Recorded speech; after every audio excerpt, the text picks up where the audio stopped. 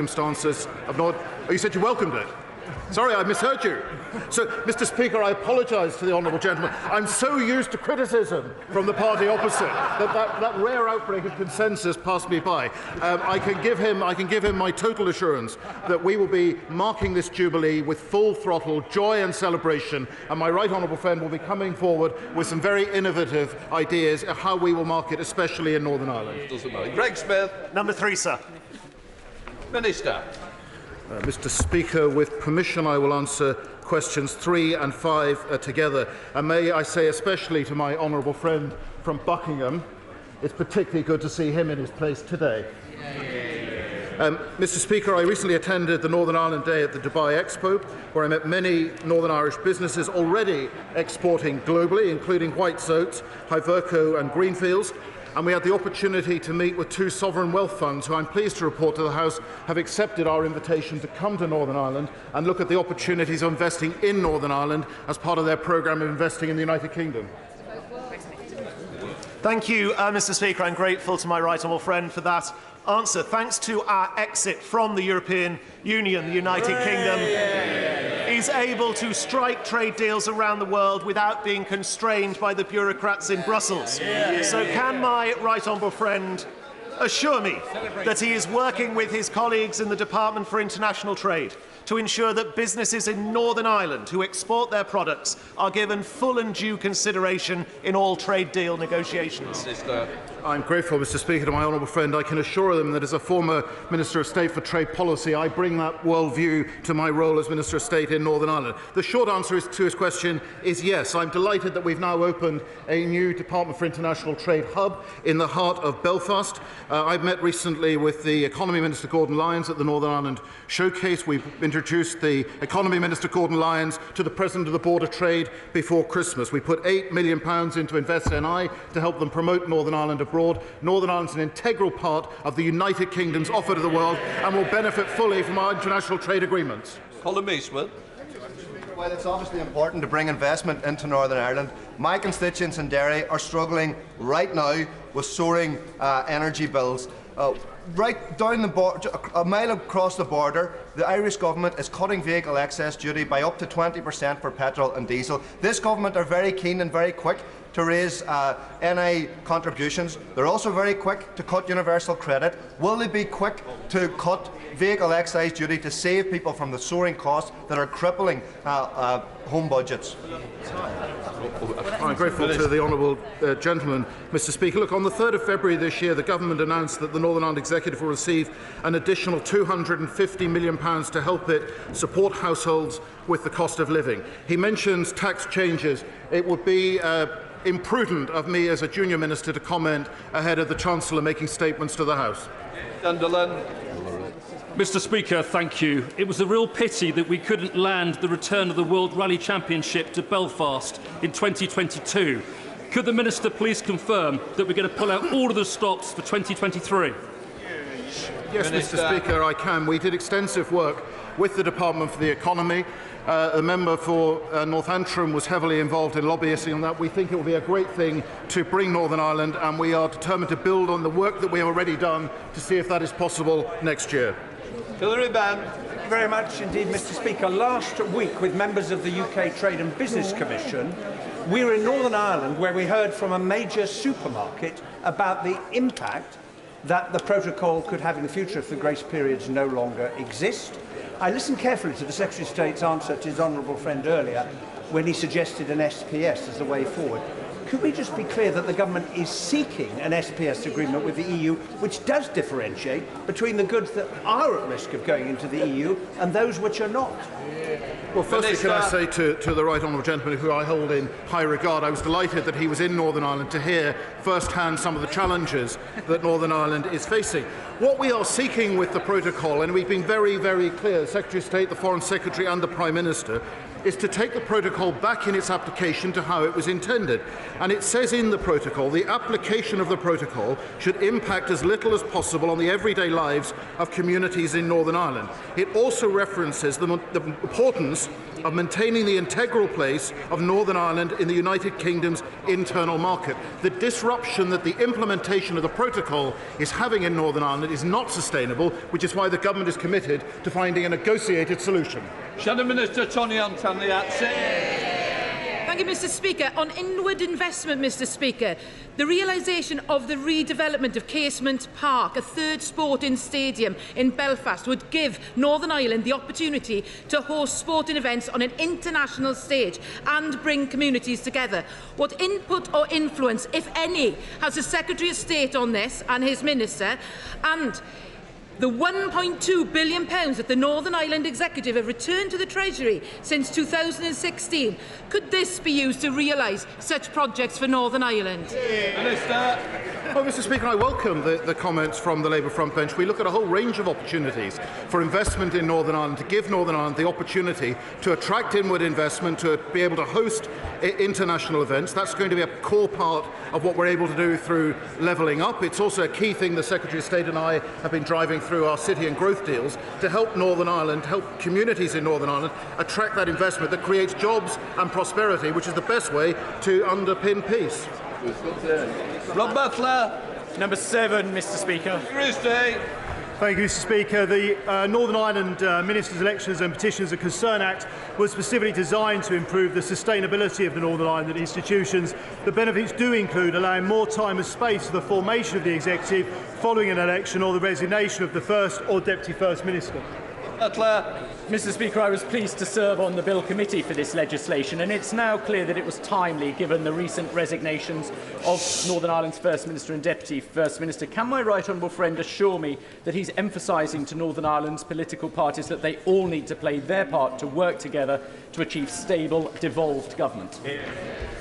Secretary of State. Yes, I can assure my honourable friend he's absolutely right. I do obviously continue to speak to a range of stakeholders, including the party leaders in Northern Ireland, on the importance of strong, functioning Northern Ireland Executive. And a couple of them are in this room this afternoon who I've expressly spoken to and said my desire and talked to them about the importance of having a First and Deputy First Minister nominated both now and after the elections in May.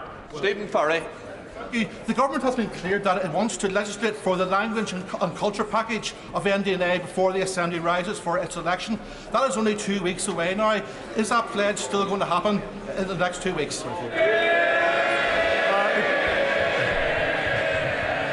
The honourable gentleman makes a fair point. I'm absolutely committed to making sure we deliver on our promise, as is the Prime Minister, as we set out last summer, to make sure we are delivering on all of our commitments, actually, in the new decade new approach deal that was agreed and brought Stormont back. Yes.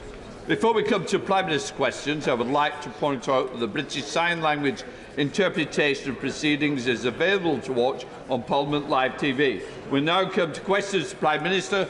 I start with Pauline Latham. Question number 1, sir. Prime Minister. Mr. Speaker, thank you. Never before has this House listened to an address like the one given yesterday by President Zelensky. And so I want to tell the House that, working with our friends and allies across the free world, we will be doing even more in the coming days to protect the people of Ukraine. And, Mr. Speaker, my right honourable friend, the Defence Secretary, will be setting out more details for the House later on. Mr. Speaker, this morning I had meetings with ministerial colleagues and others. In addition to my duties in this House, I shall have further such meetings later today. Pauline Latham. Thank you, Mr. Speaker. My son Ben died from an aortic dissection at age 44, leaving a wife and 2 young children, a condition which kills 2,000 people every year needlessly, more than die on the roads. Most people do not know anything about this condition until it devastates their family, like mine. So many of these cases are preventable by identifying those at risk and early and accurate diagnosis. Would the Prime Minister commend the work of the Aortic Dissection Charitable Trust in working with all aspects of the patient pathway about this condition, and in particular, will he commit to public funding for research into the diagnosis of aortic dissection and into genetic screening for it? Prime Minister. May I say to my honourable friend first how very sorry I am, as I'm sure the whole House is, for the loss of her son, Ben. And she's a passionate advocate for this work, and I thank the Aortic Dissection Charitable Trust. She's Obviously, Mr. Speaker, completely right that accurate, fast diagnosis and treatment is crucial, and that's why I'm very pleased that the National Institute for Health Research is looking to do further work in this area, and my right honourable friend, the Secretary of State for Health, will meet her at his earliest convenience. Now comes the Leader of the Opposition, Keir Starmer. Thank you, Mr. Speaker. The typical energy bill is going up by £700 next month, and that's because of pressures before Russia invaded Ukraine. The Chancellor's solution? A forced £200 loan for every household, paid back in mandatory instalments over 5 years. The big gamble behind that policy was that energy costs would drop quickly after a short spike. That bet now looks certain to fail.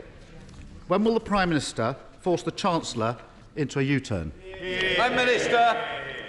Mr. Speaker, my honourable friend, the Chancellor, has set out plans to help families with energy costs, with unprecedented measures to abate council tax by £150, Mr. Speaker, in addition to all the other schemes that we are putting forward. And I can tell the House that, yes, he's absolutely right. That we need to meet the long-term impacts of the spike in energy prices, and that's why I will be setting out an energy independence plan for this country, Mr. Speaker, in the course of the next few days to ensure that we undo some of the damage of previous decisions taken, not least by the Labour government, to invest in not to invest in nuclear, Mr. Speaker, and so that we prepare our people for the long term and with sustainable, cost-efficient energy supply. Mr. Speaker, I don't think the Prime Minister understands the mess he's in. Working families are facing a £700 spike in April. They won't even receive their £200 loan from the Chancellor until October. The wholesale price of oil and gas is now ballooning. So, by October, when the loan finally comes in, household bills are set to shoot up by another £1,000. It's a total mess. So I ask again, when is the Prime Minister going to force the Chancellor to U-turn? Prime Minister. Mr. Speaker, if he's asking for the Chancellor to U-turn on the support that we're giving to families and households, I think that he's absolutely out of his mind. We are going to continue to give people support throughout this difficult period, as we did throughout the coronavirus epidemic, Mr. Speaker, with unprecedented levels of support. We have a £200 discount on bills, £150 non-repayable reduction in council tax, and £144 million extra to help councils support vulnerable families with their energy bills. Altogether, Mr. Speaker, there is a £20 billion package of financial help that we are giving the British people, and we will continue to do more. I think a U-turn, Mr. Speaker, is the last thing we want. Mr. Speaker, we'll see how long that position lasts. Let me try and help the Prime Minister. Let me try and help the Prime Minister by coming at it from a different angle. Before Russia invaded Ukraine, North Sea oil and gas companies were making bumper profits. BP made £9.5 billion. Shell made £14 billion. In their own words, more money than they know what to do with. Since then, the international price of oil and gas has skyrocketed, and so will their profits. When will the Prime Minister admit he's got this badly wrong, put a windfall tax on those super profits, and use the money to cut household energy bills? Prime Minister. Mr. Speaker, the net result of that would simply be to see the oil companies put their prices up yet higher, Mr. Speaker.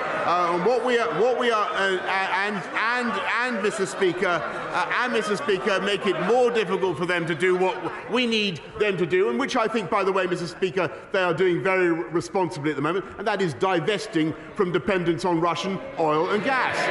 And that is the way forward for this country. It is to take a sober, responsible approach, end our dependence on hydrocarbons altogether, and particularly Russian hydrocarbons. And we are taking steps to rectify some of the mistakes made by the Labour government and have a long-term, sustainable, independent energy supply policy. That's what this country needs.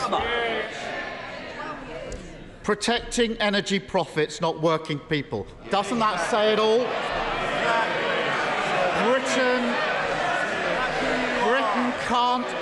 Britain can't afford another crisis like this. We need to improve our long-term energy security. That starts with supporting new nuclear and renewables. But the Conservatives have effectively banned new onshore wind. As a direct result of this short-sighted approach, we're using more gas every year than we import from Russia. That's ludicrous. So will the Prime Minister relax planning laws, end the bloc on onshore wind, and stop supporting policies that make us so dependent on foreign gas? Prime Minister. Mr. Speaker, it's thanks to the policies that this government has pursued that we actually only are dependent on Russian gas for 3% of our gas needs, unlike virtually every other European country, Mr. Speaker. It's thanks to the massive investment that we've had in renewables, Mr. Speaker, that we are, as I've said many times in this House, the Saudi Arabia of wind power, producer of more offshore wind than virtually any other country in the world, Mr. Speaker. And I think he just, by the way, I think he just committed to supporting, this may be news to some of his party, but he just committed to supporting more nuclear power. Great news. There is more joy in heaven, Mr. Speaker. There is more joy in heaven over one sinner that repenteth, Mr. Speaker, than over 100. I'm delighted. And those were the people, Mr. Speaker, who cancelled our nuclear efforts. They were in power. They did completely the wrong thing. I'm delighted to welcome them now into the fold.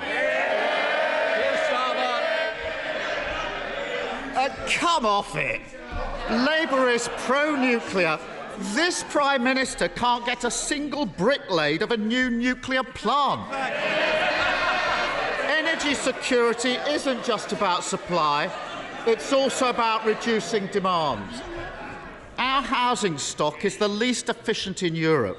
That's why Labour set out a plan to upgrade the 19 million British homes that desperately need it within a decade, saving families £400 on their energy bill and cutting UK gas imports by 15%.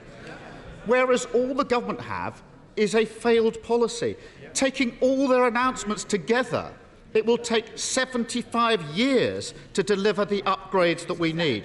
That's a lifetime when we need urgent action. When is the Prime Minister going to get on with it? Prime Minister. Well, Mr. Speaker, I just remind the House that under the Labour government, our nuclear output fell from, I think, about 25% to about 10% of our energy needs. As I recall, it was because of the decisions that they took. We're now going to rectify it, Mr. Speaker, and we're helping households. He asked about the cost of energy bills. We're helping households with the cost of energy bills to the tune of £9.1 billion. Now, why can this government afford to do that? Why can we afford to put huge quantities of taxpayers' money into supporting households and their energy costs? I'll tell you why, Mr. Speaker. It's because we've got the fastest growth in the G7. And don't forget that if we'd listened to Captain Hindsight, we'd have stayed in lockdown and we'd have never achieved it, Mr. Speaker. 12 years in power, that's the best he can do. The Ukrainian people, Mr. Speaker, the Ukrainian people are fighting for democracy. We must stand with them. That means taking the toughest possible measures against Putin. And let's be honest, there will be costs here at home. We can withstand those costs, and we must, by using a windfall tax to keep bills down for working people. By starting a new era of energy policy, never again at the mercy of a dictator, supporting new nuclear after years of neglect, sprinting on renewables, including onshore wind, and an urgent national mission to upgrade homes, ending years of dither and delay. So why is the Prime Minister offering the same failed energy policy that cast us into the security crisis and allowed bills to rocket? Mr. Speaker, Sorry, Prime Minister. I want to hear the answer, but also standing up's not going to catch my eye. In fact, it's got the opposite effect on me. Prime Minister. Mr. Speaker, what we are junking is the failed energy policies that left us without enough nuclear power, Mr. Speaker. And what we are going to do is go forward with policies that allow this country to be independent in our energy supply, maximising renewables, Mr. Speaker, making sure that we use transitional hydrocarbons and going for nuclear as well. As I say, I'm overjoyed that Labour now seems to occupy that position. But what we will also do, Mr. Speaker, and here he has been supportive, is make sure that as a House of Commons we work together to maintain our opposition to Vladimir Putin's vile war in Ukraine. And there, together with the toughest possible economic sanctions, by maintaining our military support for the people of Ukraine, I have no doubt that though there will be dark days ahead and difficult times, Mr. Speaker, we will come through it stronger. And I have no doubt that Vladimir Putin will fail and we will succeed in restoring a sovereign and independent Ukraine. Thank you, Mr. Speaker. For over 2 decades, Thames Water has been trying to build a reservoir in my constituency that would be over 30 metres high and cover the equivalent of over 2,500 football pitches. This has been a shadow over the local community, who don't think they've proven the need for this proposal. Does my right honourable friend agree that if a company seeks to do something like this, it has to show why it's needed, why it's better than the alternatives, and what the environmental impact will be? They can't behave as though it's inevitable, whether the local community want it or not. Prime Minister. Well, Mr. Speaker, I thank my honourable friend. He's a fantastic champion for his constituents in Wantage. As I understand it, the decision on the Abingdon Reservoir has not actually been made, but we would expect Thames Water to consult further on the proposal, and I know that they will have heard the points that my honourable friend has rightly made. We now come to SNP leader Ian Blackford. Thank you, Mr. Speaker. We are now 14 days into Putin's war, and in that time I've generally tried to work constructively with the UK government, and I will continue to seek to do this. However, nobody should support this government when it comes to the response to the refugee crisis. 760 visa approvals in 2 weeks is disgraceful. In that time, Poland has taken over 1.2 million refugees. Hungary has taken over 190,000 refugees. Germany has taken over 50,000 refugees. Italy, over 7,000 refugees. Ireland, a country of just over 5 million people, has given sanctuary to 3 times as many refugees as the United Kingdom. These numbers don't lie. They tell a devastating truth. Does the Prime Minister find it acceptable that his Home Secretary has overseen one of the slowest, most bureaucratic and incompetent refugee responses in the whole of Europe? Prime Minister. Mr. Speaker, I think everybody sympathises with the plight of refugees, and this government wants to do everything we can to welcome them, and that is indeed what we are doing. And the numbers are almost 1,000 as I speak to him today, and they will rise very sharply, Mr. Speaker. They are uncapped. We expect those numbers to rise to in the region of the hundreds of thousands. As Vladimir Putin doubles down in his attacks, we will go further, Mr. Speaker, and there will be routes by which the whole country can offer a welcome to people from Ukraine, vulnerable people fleeing from Ukraine. And my right honourable friend, the Secretary of State for Levelling Up, will be setting out that route in the course of the next few days. This government has a proud record. We've done more to resettle vulnerable people than any other European country since 2015. Ian Blackford. I don't think the Prime Minister understands the scale of the challenge or the urgency. These are people fleeing war crimes, torn apart from their families as their homes are shelled, and the Home Secretary is blocking them with endless paperwork. This isn't just incompetence, this is ideology. In the face of the biggest refugee crisis in Europe since the Second World War, the UK government won't set aside the hostile environment. And by the way, we're seeing the hostile environment this afternoon. They might quieten down a bit. We've seen this too many times from a Tory Home Office. The Windrush scandal, the go-home vans, the inhumane Nationality and Borders Bill. The UK Home Office is raising barriers and bureaucracy when we should be offering care and compassion. Prime Minister, do not let the history of failure repeat itself. Scotland stands ready to offer sanctuary and refuge. So will the Prime Minister join with the rest of the European continent and waive the visa restrictions for refugees fleeing war in Ukraine? Prime Minister. Mr. Speaker, this country has an unparalleled record. And look, just since I have been Prime Minister, look at the numbers we've taken from Afghanistan, from Hong Kong. Mr. Speaker, he lectures the Home Secretary. This is a government unlike any other. The Prime Minister, the Deputy Prime Minister, the Home Secretary are directly descended, Mr. Speaker, from refugees. We understand how much refugees have to give to this country, and we understand how much this country has to gain from welcoming refugees. And we will be generous, and we are being generous, Mr. Speaker. And what we are doing is making sure that in those neighbouring countries, the UK is out in front, giving the humanitarian assistance. And we are in every capital, Mr. Speaker. They laugh, Mr. Speaker, they mock, they scoff. This country is leading in every respect, but we are also the single biggest donor of humanitarian aid to the Ukraine war zone, Mr. Speaker. The single biggest donor, and he should be proud of that. Julian Smith. Thank you, Mr. Speaker. I commend the Prime Minister's response to this Ukrainian crisis, but I think people across the country are genuinely concerned on our response on refugees, on the bureaucracy, on the tone of our response. He's shown with vaccines that government change really comes from the very top. Please can I urge him to look at again on resetting our policy and taking control of a more humane approach to those women and men fleeing from Ukraine.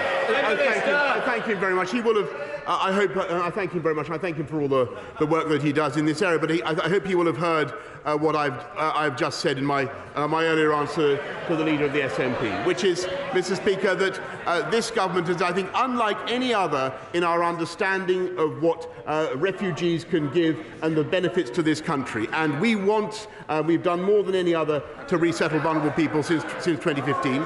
I think that there is a huge opportunity now for us to do even more, and that's why my right honourable friend, the Secretary of State for Levelling Up, will be setting out a route by which the British people, not just the family reunion route, which can run into the hundreds of thousands, Mr. Speaker, but also a route by which everybody in this country can offer a home to people fleeing Ukraine. And my right honourable friend will be setting that out in the course of the next few days. Sir Geoffrey Donaldson. Thank you, Mr. Speaker. The Prime Minister will be acutely aware of the pressures facing households across the United Kingdom, including in Northern Ireland, with the rapid increase in the cost of heating homes and running a motor vehicle. Heating a home has more than doubled for many households in Northern Ireland in recent weeks.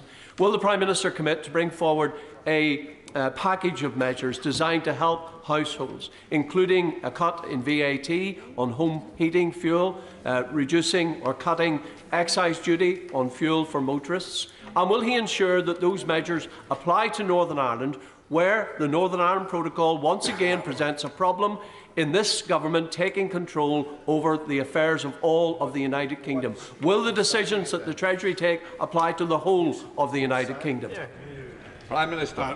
Mr. Speaker, we will make sure that we do everything to support the people of the whole of the United Kingdom, including Northern Ireland, and we've already extended a further £250 million to help the people of Northern Ireland with the costs of living, particularly heating. As he knows, excise on fuel has been frozen for the last 12 years, and we will ensure that the people of Northern Ireland continue to be protected, along with everybody in the UK, from the cost of living crisis. But the House should be in no doubt that the pressures on energy will continue. We need a pan-UK solution, and that's what we're going to be setting out. John Stevenson.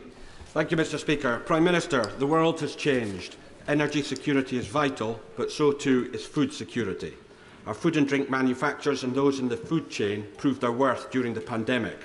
Given the importance to our country of this sector and the need to ensure its competitiveness, its resilience and a high degree of self-sufficiency, will the Prime Minister now take the opportunity to review many of the proposed regulatory burdens, such as HFSS and the promotional and marketing restrictions, which could adversely affect this important sector at this critical time? Prime Minister. Mr. Speaker, he's absolutely right that food security is a crucial issue, and it is affected, of course, by the cost of energy. And the energy inputs into agriculture are certainly something that we need to address. There is also a separate issue, Mr. Speaker, to do with childhood obesity. The House passed measures already in the autumn, the ones to which he refers. We're giving the industry more time to adjust to the impact of those measures. Graham Morris. Thank you, Mr. Speaker. Prime Minister, in addition to the increase in fuel prices, our constituents are reporting to us that the energy companies are doubling standing charges. In France, energy supply company EDF has had energy price rises to domestic customers capped at 4%. But this government price cap allows EDF to increase prices to UK customers by 54%. Ooh. My question is why? Mr. Speaker, we have an overall cap, and obviously the EDF is incorporated differently in the UK from its incorporation in France. But we will do everything in our power to abate the costs of energy across the country, as we already are, Mr. Speaker. But what it needs is a short-term, medium-term and long-term energy strategy so that we have sustainable supplies. Richard Holden. Thank you very much indeed, Mr. Speaker. Soon after I was elected, I found out that at Shotley Bridge, an 8-bedroom community, bed community hospital in my constituency is replaced with a 0-bed unit, something some Labour councillors had known about but said nothing about during the election campaign. After campaigning hard with ministers and the Secretary of State and working with my local NHS trust, a new 16-bed unit is now in the final stages of planning and has been confirmed as part of this government's hospital building programme. Can the Prime Minister confirm that this new community hospital is now full steam ahead, and will he commit to coming to concert to kick off the building works if the plan goes ahead by the end of next year? The Prime Minister. Yes, Mr. Speaker, I'm delighted there'll be a new hospital at Shotley Bridge. I congratulate him on all the work he's done to lobby for it. And, Mr. Speaker, what it proves that this government is getting on, in spite of the pandemic, in spite of war in Ukraine, this government is getting on with the job. Thank you, Mr. Deputy Speaker. I've just been to a very harrowing meeting with families affected. They have members of families in care homes and hospitals, and they've suffered unjustifiable denial of access to those loved ones, and it's been massively restricted. And it continues despite the post-COVID environment. Would the Prime Minister be prepared to introduce legislation to make access to loved ones in care homes and hospitals a legal right and not at the discretion of the care home or the hospital concerned? Prime Minister. Mr. Speaker, I thank him very much, and I think everybody understands the anguish of people who haven't been able to see their loved ones during the pandemic. We have relaxed the restrictions in care homes, as he knows. I'd be very happy to offer a meeting for him and the relevant health minister to discuss his further concerns. John Penrose. Mr. Speaker, the government's already stopped issuing golden visas, so they can't be exploited by oligarchs and crime lords. But some could already be here, living in luxury London penthouse flats they've bought with dirty cash. So, will the Prime Minister pledge that anybody who is put on the sanctions list in the coming days and is already in the UK on a golden visa will have it ripped up so they can be thrown out? Prime Minister. Yes, Mr. Speaker, I can tell him that, and I thank the House for what we've done to accelerate the economic crime measures, because we will be able to whip aside the veil of anonymity, Mr. Speaker. The ownership of these luxurious dwellings to which he refers will be exposed, and yes, we will be able to take away their ability to remain in this country. Barbara Keeley. Thank you, Mr. Speaker. As energy costs spiral, I want to raise the issue for people who use extra electricity to charge their electric wheelchairs, or to run ventilators, or a stair lift. It is not right that people with a disability or a serious medical condition should face unmanageable debt, or going without food to pay the cost of electricity on which they absolutely rely. They need a real cut to their bills right now. So why isn't the Prime Minister looking at drawing on the profits of the North Sea oil and gas companies to help the most vulnerable families with those costs? I thank her very much. She raises a very important issue, and clearly the spike in energy prices is going to fall most heavily on vulnerable people such as the ones that she has mentioned, and we will certainly be looking at ways to abate their costs. Paul Holmes. Thank you, Mr. Speaker. I don't know what I've done to deserve that. Residents in the village of Hamble in my constituency are currently facing the prospect of a quarry being given planning permission with 144 lorries per day in this congested area with one road access. Will my right honourable friend agree to meet with me to discuss how we can tighten the regulations on where quarries can be built to take into account the health implication, our environment and our local communities? Prime Minister. I thank my honourable friend, and he's a great champion for Eastleigh. The planning framework is robust and should ensure that quarries don't have an adverse impact on the environment or on health, but I'll make sure that he gets a meeting with the relevant minister to discuss his concerns further. Abhinav Pongasari. Thank you. Thank you, Mr. Speaker. Mr. Speaker, we have seen in recent weeks how serious and dangerous Russia's covert influence in Britain can be. Yeah. We have seen that Putin actively seeks to influence the culture, media and politics of democratic nations. Yeah. Our national security is of the greatest importance, and Britain cannot become home to those that prop up Putin and his war. With that in mind, has the Prime Minister ever overruled security service advice when appointing a peer to the other place? Prime Minister. No, Mr. Speaker, and actually the Kremlin has singled out the UK for being in the lead on global sanctions, and as they have, and Mr. Speaker, in leading the world in defiance of the odious war that Putin is leading in Ukraine. Greg Clark. Yesterday, President Zelensky drew on the words of Churchill in this chamber. And as we salute the courage of the people of Ukraine, it reminds us that we can meet in freedom today only because of the courage of a generation of men and women who, in the Second World War, defended us from annihilation. Among them is my friend, Flight Lieutenant Colin Bell, DFC, who flew his de Havilland Mosquito in 50 missions over Nazi Germany. Colin Bell is with us today. On Saturday, he celebrated his 101st birthday. Will the Prime Minister join me in wishing Colin a very happy birthday and thanking him for what he did for allowing us to be here today? Mr. Speaker, I think the whole House will want to join me in thanking him and wishing Colin Bell a very happy 101st birthday. Brendan O'Hara. Thank you, Mr. Speaker.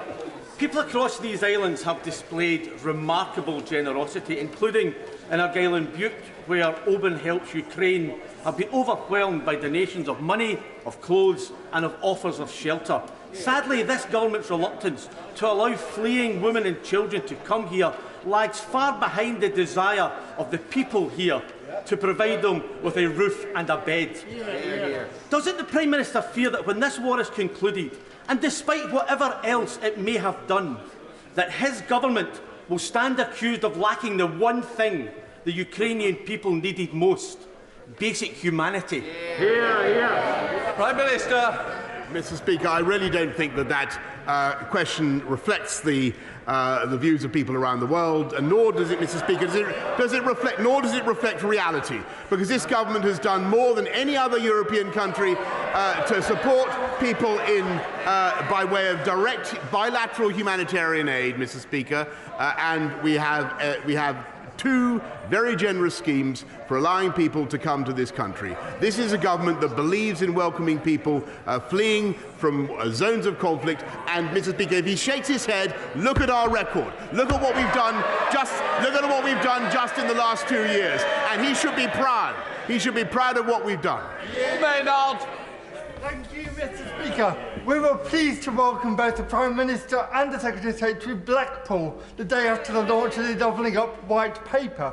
Will he meet with me to discuss how we can make sure that Blackpool is not just a testbed for innovation in many of the areas of Doubling Up, but a showcase for the impact it can have on the community that I represent?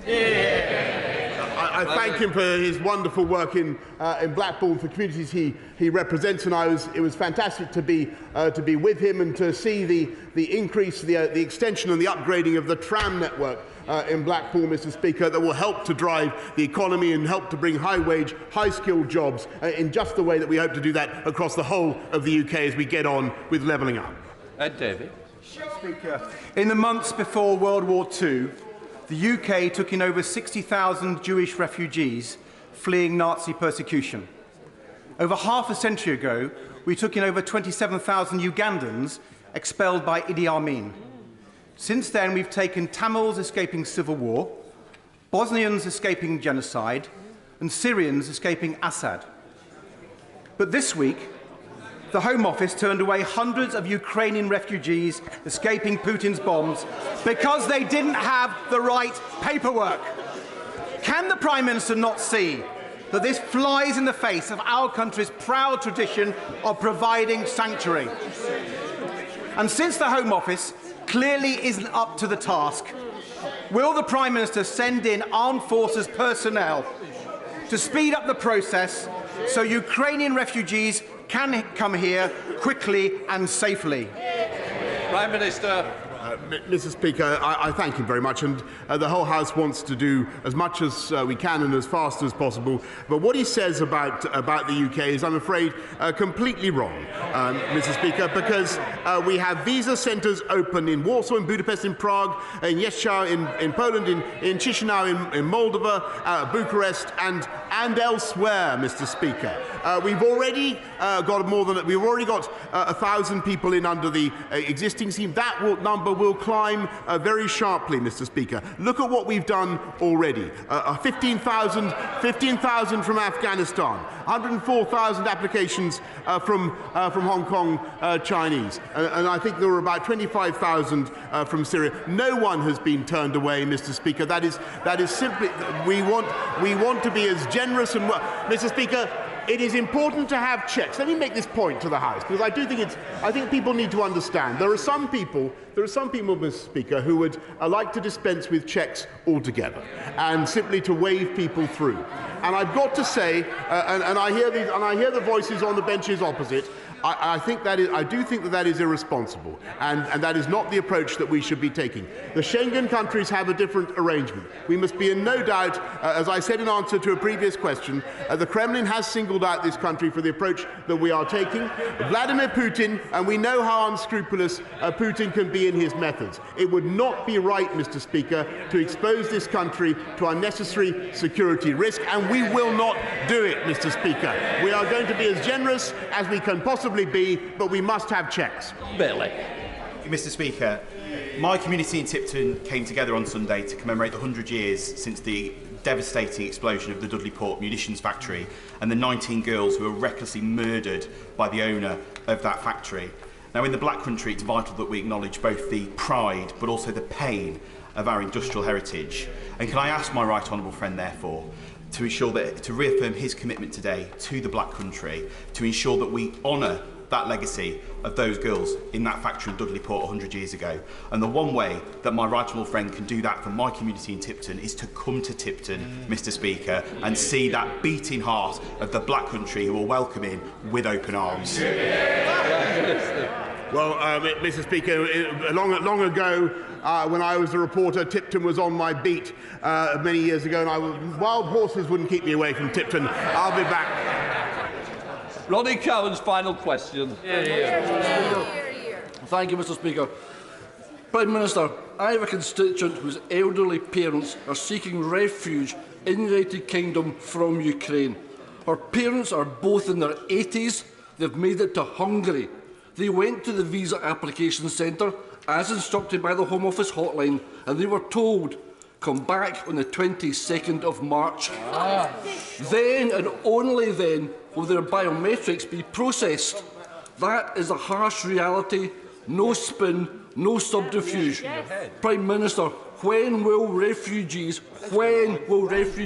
from the Ukraine be welcome into the United Kingdom? Prime Minister. Listen, I thank him. If you'd be kind enough, I'd be grateful if he'd pass me the details of the case that he mentions, and I'd be happy to give it to my right honourable friend. We are moving heaven and earth, Mr. Speaker, because we understand the value to this country of refugees. We also understand the imperative of helping people fleeing a war zone in terror, and that's why the people of this country want to open their arms, and we are going to help them to do it, Mr. Speaker, with a new humanitarian route in addition to the family reunion route that we have already set out. That family reunion route alone, Mr. Speaker, could bring hundreds of thousands of people here, and I think the whole House understands that. We will do even more through the new humanitarian route.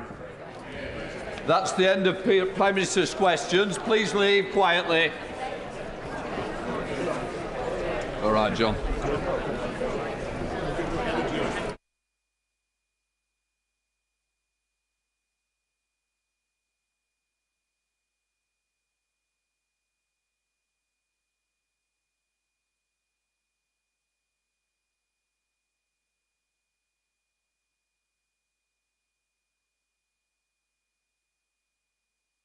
So we now come to the statement from the Secretary of State for Defence, Right Honourable Ben Wallace. Thank you, Mr. Speaker. With permission, I would like to update the House on the situation in Ukraine and HMG support to the government in Kiev. Mr. Speaker, the situation on the ground is grave. As we can recall, on the 24th of February, forces of the Russian army, unprovoked, crossed into Ukraine's sovereign territory. Along three main axes, Russian armour has attempted to occupy Ukraine. Their plan was to reach and encircle Kyiv, encircle Ukrainian forces near the border, and invade from the south to link up with their forces via Mariupol. Russian High Command had committed 65% of their entire land forces and indisputably are in possession of overwhelming firepower and armour. It is estimated that at the start of this invasion, they had between 110 and 120 battalion tactical groups dedicated to the task, compared to approximately 65 in Ukraine.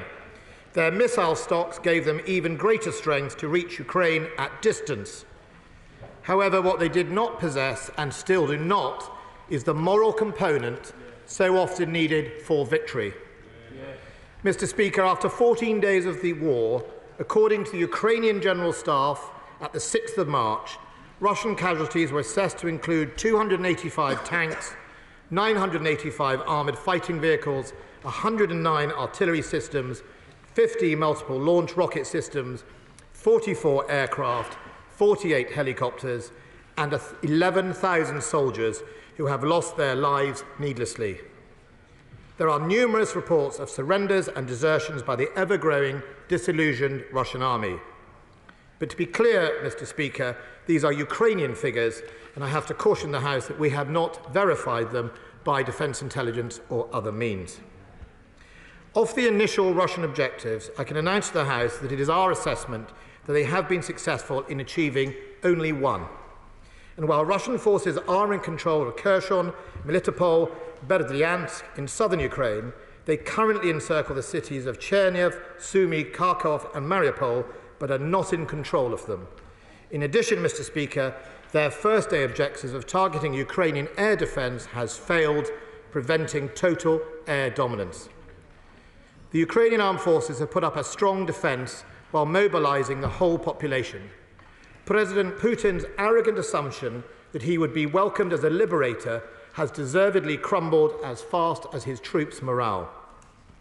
For our part, Mr. Speaker, the United Kingdom continues to play a leading role in supporting Ukraine. On the 17th of January, I announced to the House the government's intentions to supply military aid to the Ukrainian armed forces. The aid took the form of body armour, helmets, boots, ear defenders, ration packs, rangefinders and communication equipment, and for the first time it also included weapon systems. The initial supply was to be 2,000 new light anti-tank weapons, small arms and ammunition. Mr. Speaker, in response to further acts of aggression by Russia, we have now increased that supply. I can update the House that as of today, we have delivered 3,615 NLAWs and continue to deliver more.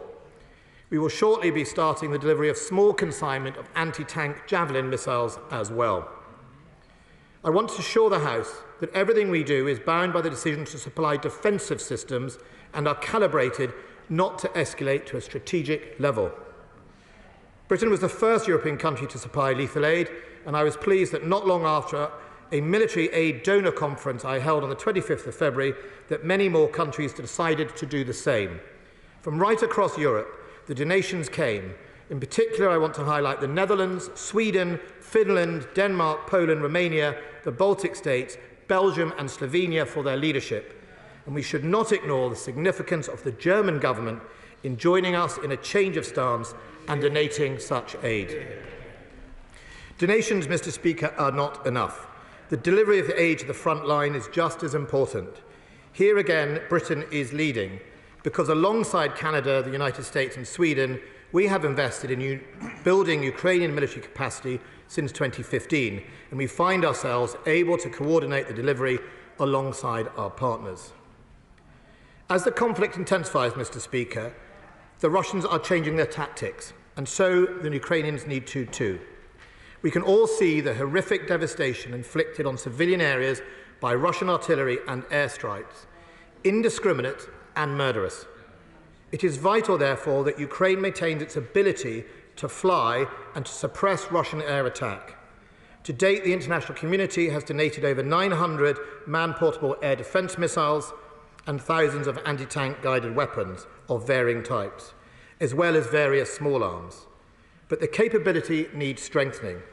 So in response to Ukrainian requests, the government has taken the decision to explore the donation of Starstreak high-velocity man-portable anti-air missiles.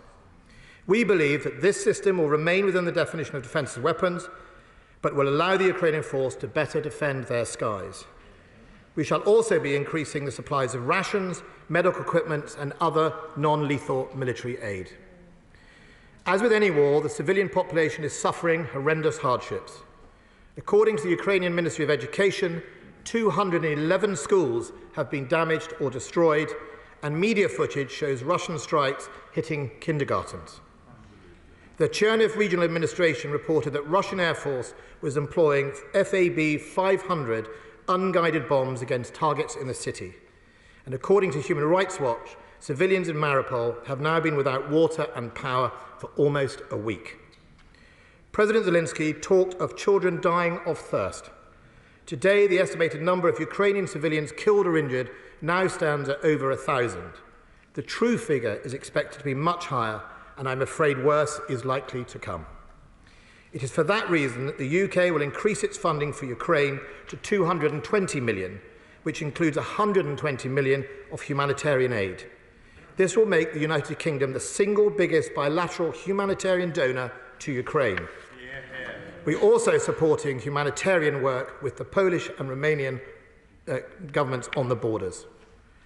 As I said, Mr. Speaker, in my last statement, we still believe it is worth trying to build diplomatic pressure on Russia. This week, my good friend the Prime Minister met the Prime Ministers of Canada, the Netherlands and Poland. He also spoke to the leaders of France, Germany and the United States, and Prime Ministers of Hungary, Slovakia and the Czech Republic. The Foreign Secretary is in Washington at the G7 and also attended NATO foreign ministers earlier this month. And I myself only this morning met with the Ukrainian ambassador. President Putin should be and can be in no doubt that the international community is united against his actions. It remains strong and will not back down. As well as providing direct military support to Ukraine, we continue to bolster our contribution towards NATO's collective security. NATO defence ministers will gather next week in Brussels to discuss the next steps. The UK is doing its bit in providing military support and reassurance to its allies. We are currently supplying significant air power to NATO, including increase in air patrols with both Typhoon and F-35s under NATO air policing. We have also deployed additional 4 Typhoons to Cyprus to patrol NATO's eastern border and sent an additional 800 troops to Estonia. Over the last week, Apache and Chinook helicopters were involved in exercises in Estonia. And meanwhile, HMS Diamond has sailed to the eastern Mediterranean. HMS Northumberland is taking part in a northern deployment, and HMS Grimsby is in the Norwegian Sea, supporting NATO mine countermeasures. On Monday, HMS Prince of Wales, RFI Tide Surge and HMS Defender joined HMS Albion and RFA Mounts Bays on exercise Cold Response, a multinational exercise off the coast of Norway. And HMS Richmond will be exercising with our Joint Expeditionary Force. We have put more than 1,000 more British troops on readiness to support humanitarian responses in the bordering countries. Britain's contribution to NATO is significant and enduring. It's important at this time that in order to maximise our reassurance and resilience effect, we coordinate through NATO and the Supreme Allied Commander Europe. Few of us, Mr. Speaker, will not have been moved by President Zelensky's speech yesterday. His people are fighting for their very survival. His country is united against the aggression, and it is indeed his country's darkest hour. Yesterday I saw footage of a Russian armoured train bristling with guns, heading towards Mariupol. A brave, single woman from Ukraine ran to that train and shouted, "Slavo Ukrainia." Unmoved, unintimidated by the guns, the woman's bravery should inspire us all. I know many of our constituents, Mr. Speaker, and our colleagues are fearful of what happens next. President Putin and the Kremlin continue to threaten countries who offer help to Ukraine. Their military campaign will, I'm afraid, get more brutal and more indiscriminate. But, Mr. Speaker, it is my firm belief that our strength to stand up to such bullying comes from our alliances.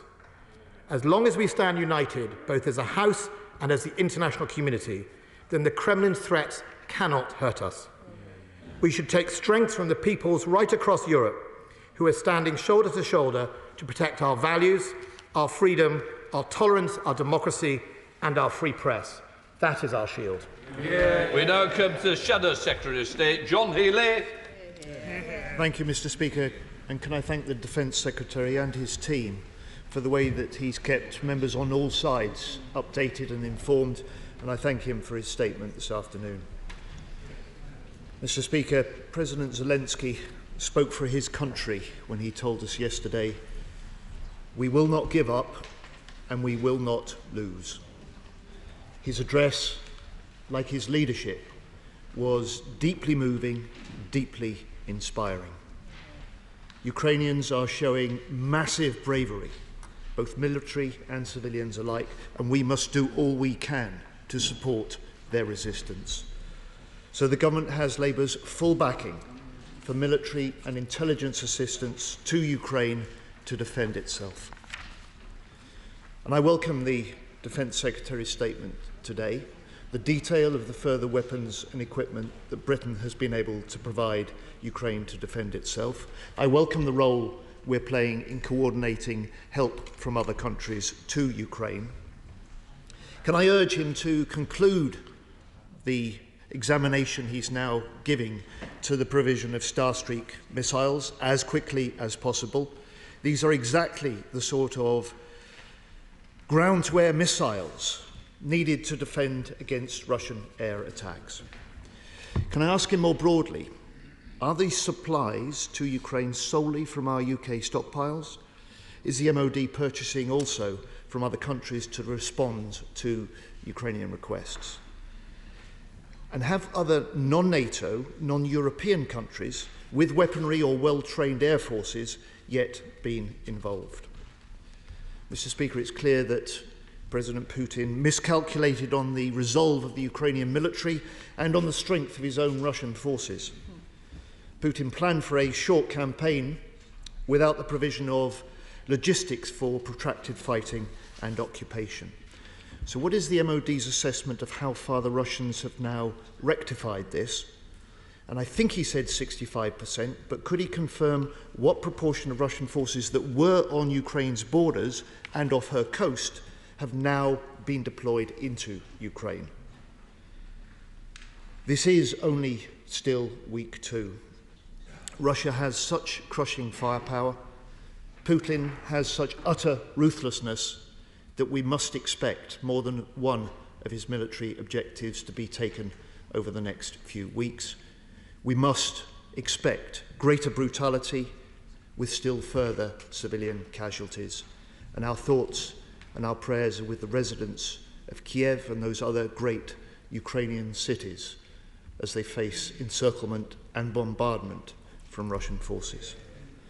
Whatever the short-term gains Putin may secure, we must make sure he fails in the longer run. Through Ukrainian resistance, tougher sanctions, more humanitarian help, wider international isolation, justice for the war crimes being committed, and above all, lasting Western unity. We must be ready to deal with the consequences of this invasion, Mr. Speaker, for many years to come. It is, however, clear that Putin has also miscalculated on the international resolve to isolate Russia and on the strength of Western and NATO unity. Our Labour commitment to NATO is unshakable, and the government again has our full support for reinforcing NATO nations on the alliance's eastern border with Russia. The Labour leader and I fly out tonight to Tallinn to reassure Estonia of the united UK determination to defend their security and to thank our British forces deployed there from the Royal Tank Regiment and the Royal Welsh Battle Group. Mr. Speaker, it was Labour's post-war Foreign Secretary Ernest Bevin who was the principal architect of NATO and in particular its Article 5 commitment to collective defence. Today is the anniversary of Bevin's birth in 1881. So today, let President Putin be in no doubt that our commitment to Article 5 is absolute. And let him not mistake NATO's restraint for any lack of resolve. Mr. Speaker, NATO's responsible force has been activated, as the Defence Secretary has said, in response to this NATO aggression. We welcome the detail of the UK's contribution to that. But what is the role also of the UK-led Joint Expeditionary Force? What is the role that they could play? And is it not time for NATO to issue an initiating directive to the Supreme Allied Commander to plan future options as part of overhauling NATO, necessarily for the decade ahead? And could the Defence Secretary confirm what I think he said, which is that the 1,000 UK troops put on standby before the invasion are still in Britain, still on standby, and we've received no requests for the humanitarian help they were designed to respond to? Mr. Speaker, it's not the job of British forces to protect the failing Home Secretary or bail out border force, especially at this critical time of conflict. But yesterday, the Defence Secretary said help for Ukrainians fleeing the war had not been quick enough. He said he was offering MOD assistance to the Home Office. Has this offer been accepted? What role will military personnel play, where and for how long? And, Mr. Speaker, as we confront aggression abroad, we need to strengthen our defences at home. A national resilience strategy was promised a year ago. When will this be published? The integrated review, published a year ago, made the Prime Minister's first focus the Indo-Pacific. It neglected the need to rebuild relations with essential European allies and the European Union, and it planned to cut the British Army still further. Will the government now rethink such fundamental flaws in its integrated review? And finally, Mr. Speaker, if I may, we expect a big budget boost for defence in the Chancellor's spring statement in 2 weeks' time. With Russia's full-scale invasion of Ukraine, the government must respond to new threats to the UK and European security, just as Labour in government did after the Twin Towers attacks on 9/11. If the government does act, it will again have Labour's full support. I am going to make mention of it. It's a very, very important issue. But front benches have to be in line with the rules. I've got to enforce the rules. It says 5 minutes, that was 7. Please, as important as if you want me to grant you cues, you want me to support statements, you've got to work with me to ensure that we don't take the time from other agendas that are here. It was very much shorter over. I do keep clocking the time, and I don't need to get into an argument about it. I would say the Labour front bench took a lot longer. And I'm just going to say it's a very important matter. I want to keep this on the agenda, but you need to work with me to ensure that we or change the rules, make my life easier. So stay. Mr. Speaker, maybe I should apologise. I didn't give the Labour front bench long enough with the statement. I think it was fairly short notice for them in advance. So I think we both hear from both sides. You wouldn't like me to be too long either. Mr. Speaker, I'm grateful to the right, certainly on the backbench of the Labour Party.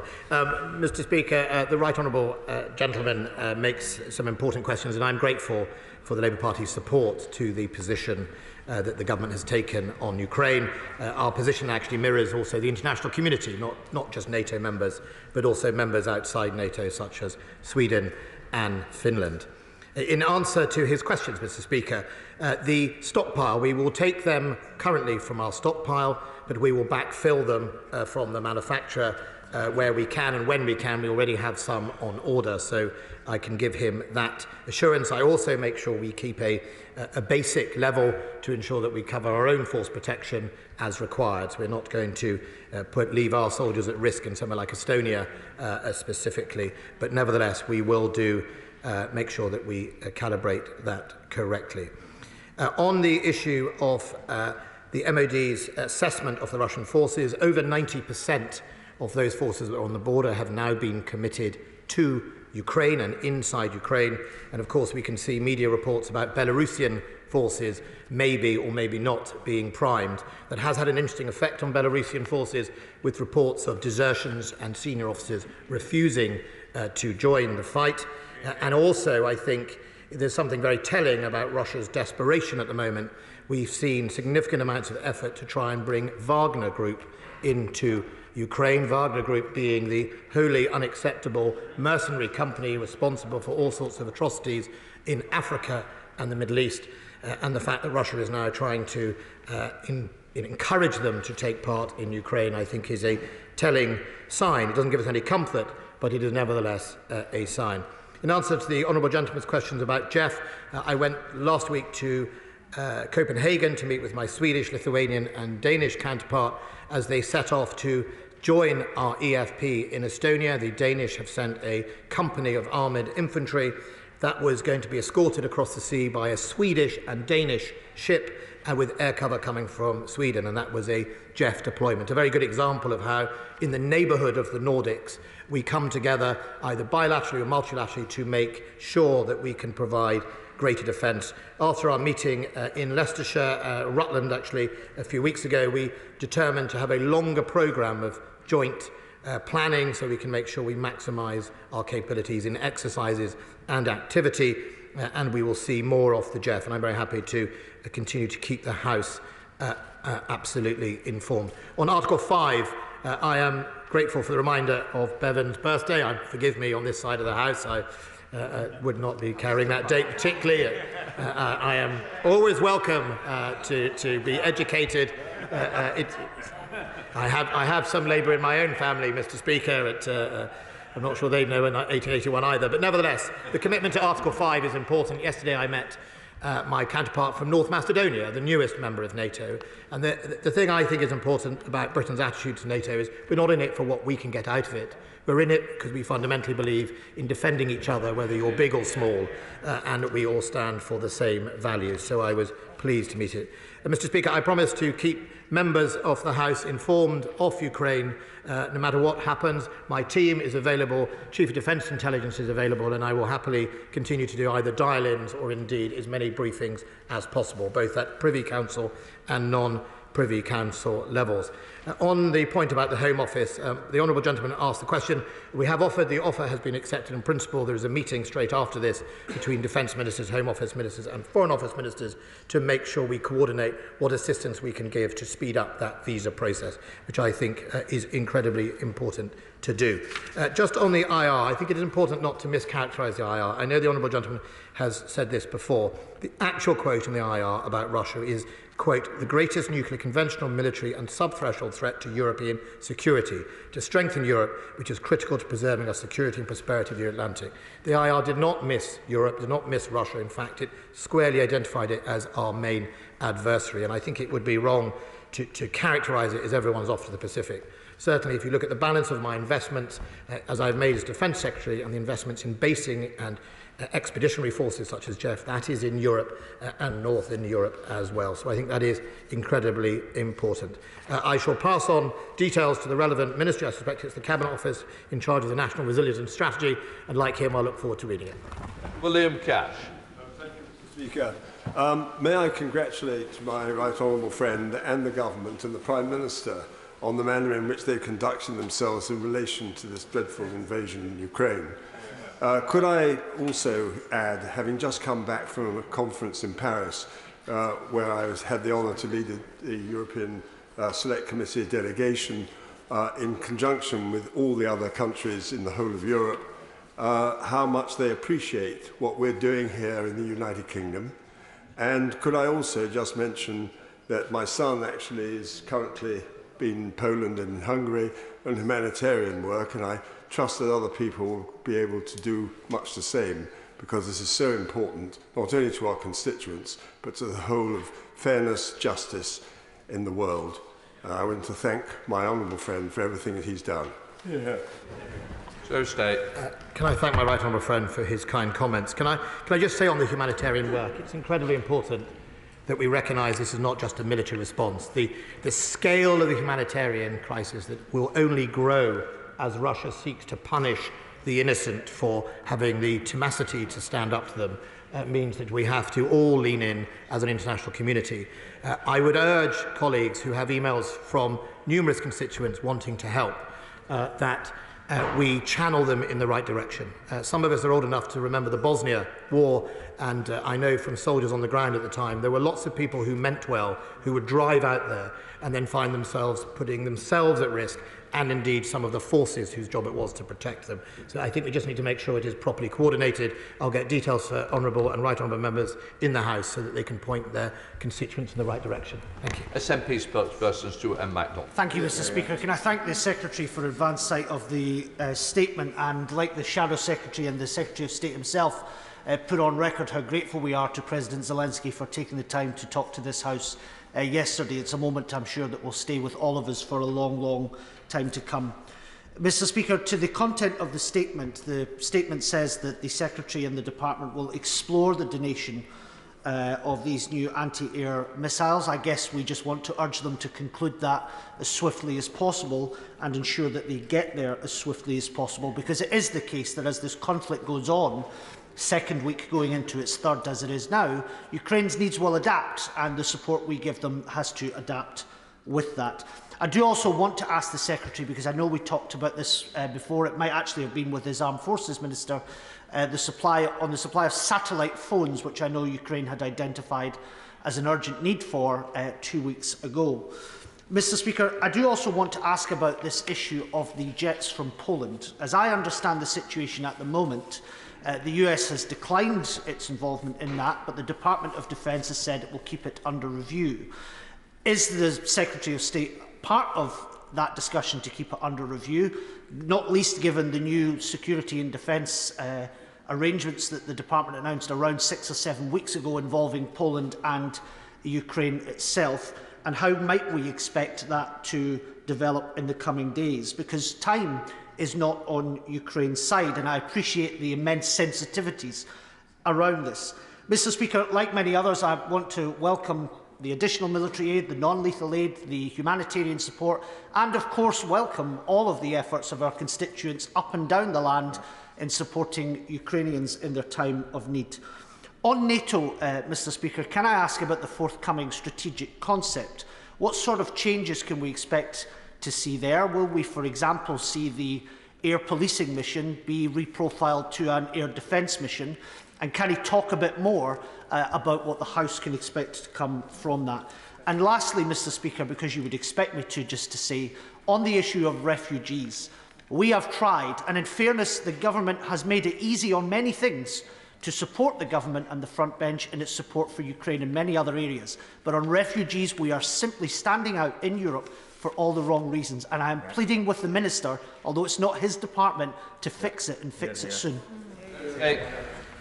I'm grateful to the honourable gentleman. On the latter, look, we are, like you, determined to fix it. My honourable friend, the Minister of the Armed Forces, will have a meeting this afternoon on exactly that. I think we shouldn't forget that the overall offer is generous, 200,000 in the families route and unlimited in the humanitarian. The key here is to get it sped up to make sure that when people arrive in that border, they are home and safe with their families as soon as possible. And we will do everything in the Department Ministry of Defence to support that happening. On the other issue, on jets in Poland, I don't have access to those discussions. I have said publicly that the position the United Kingdom government would take is, look, it is a matter for the Polish government to make its decision on its calibration, on its aid to Ukraine, but as an ally and friend of Poland, Britain will stand by whatever decision they make. It is, of course, them on the front line, off that border, and whatever consequence were to happen of that, I would hope the consequence would only be a positive if they did it, but you never know with President Putin. So it's very important to give them the reassurance and the space to make the decision. But fundamentally, what we see at the moment is the requirement of the Ukrainians are things like being able to take action against artillery at deep ranges, and that can be done through the UAVs, to protect their airspace, and that can be done with the missile systems that we are providing at the moment. The only lag with the missile systems we're doing is, as they get more complicated, they need training. How and why we deliver that training and how we do it is obviously sensitive, but we have to make sure that is rolled out, and obviously the movement of it into Ukraine. They are valuable pieces of equipment that need to be positioned in the right places to make the difference, and I think that is just one of the reasons why I've wanted to come to the House as soon as possible to say we are in principle going to do it, but we want to make sure that you had as early warning as possible. The honourable gentleman makes a really important point about the strategic concept and NATO. I think I'll too be asking some of the questions about what now for it. I think there are questions for NATO both in short term, Mr. Speaker, and long term. So in the long term, what are we going to do post-Ukraine to contain Russia, to provide reassurance to our neighbours and our fellow NATO members, and resilience to those countries in NATO who will need it? And I think I would hope that we start the process at the meeting next week of indicating to Saka that I would like to see him start planning for containment if that is one of the options post-Ukraine. And what does that look like in the 21st century? Thank you very much. Dr. Neil Hudson. Thank you, Mr. Speaker. I thank my right honourable friend for his statement and for all that his department and our incredible armed forces are doing at this time to help the people of Ukraine. The humanitarian crisis, Mr. Speaker, is worsening hour by hour. Can my right honourable friend assure my constituents in Penrith and the Border and people across the UK that the UK is doing everything it can, cross-government, to widen and accelerate the visa system, cut through the red tape, and work practically and compassionately with our partners in Europe to offer sanctuary and aid to as many Ukrainian people as we can and as quickly as we can? I think the honourable member would have heard my answer to my Scottish National colleague on the other side of the House. I think what I would say is absolutely the Minister of the Armed Forces will be happy to brief you once those meetings have taken place to update you on the assistance the MOD can give. Direct Way. Thank you, Mr. Speaker. Can I first say to the Secretary of State, thank him for the regular and excellent updates and briefings we have, and also thank him for the hard work he's putting in within the constraints he has to work within to Ukraine. However, can I say to him that I do think it's a strategic mistake that when confronting a tyrant, we actually tell him what we won't do. Now, well, if Putin remains in power, it's my view that we will have to confront him at some point militarily, and we should be aware of that and get that out in the open, I think. But my question is this, is what level of slaughter of Ukrainians are we willing to see before NATO and the West intervenes militarily in Ukraine, such as, for instance, ensuring safe areas in western Ukraine? Yeah, good question. Okay.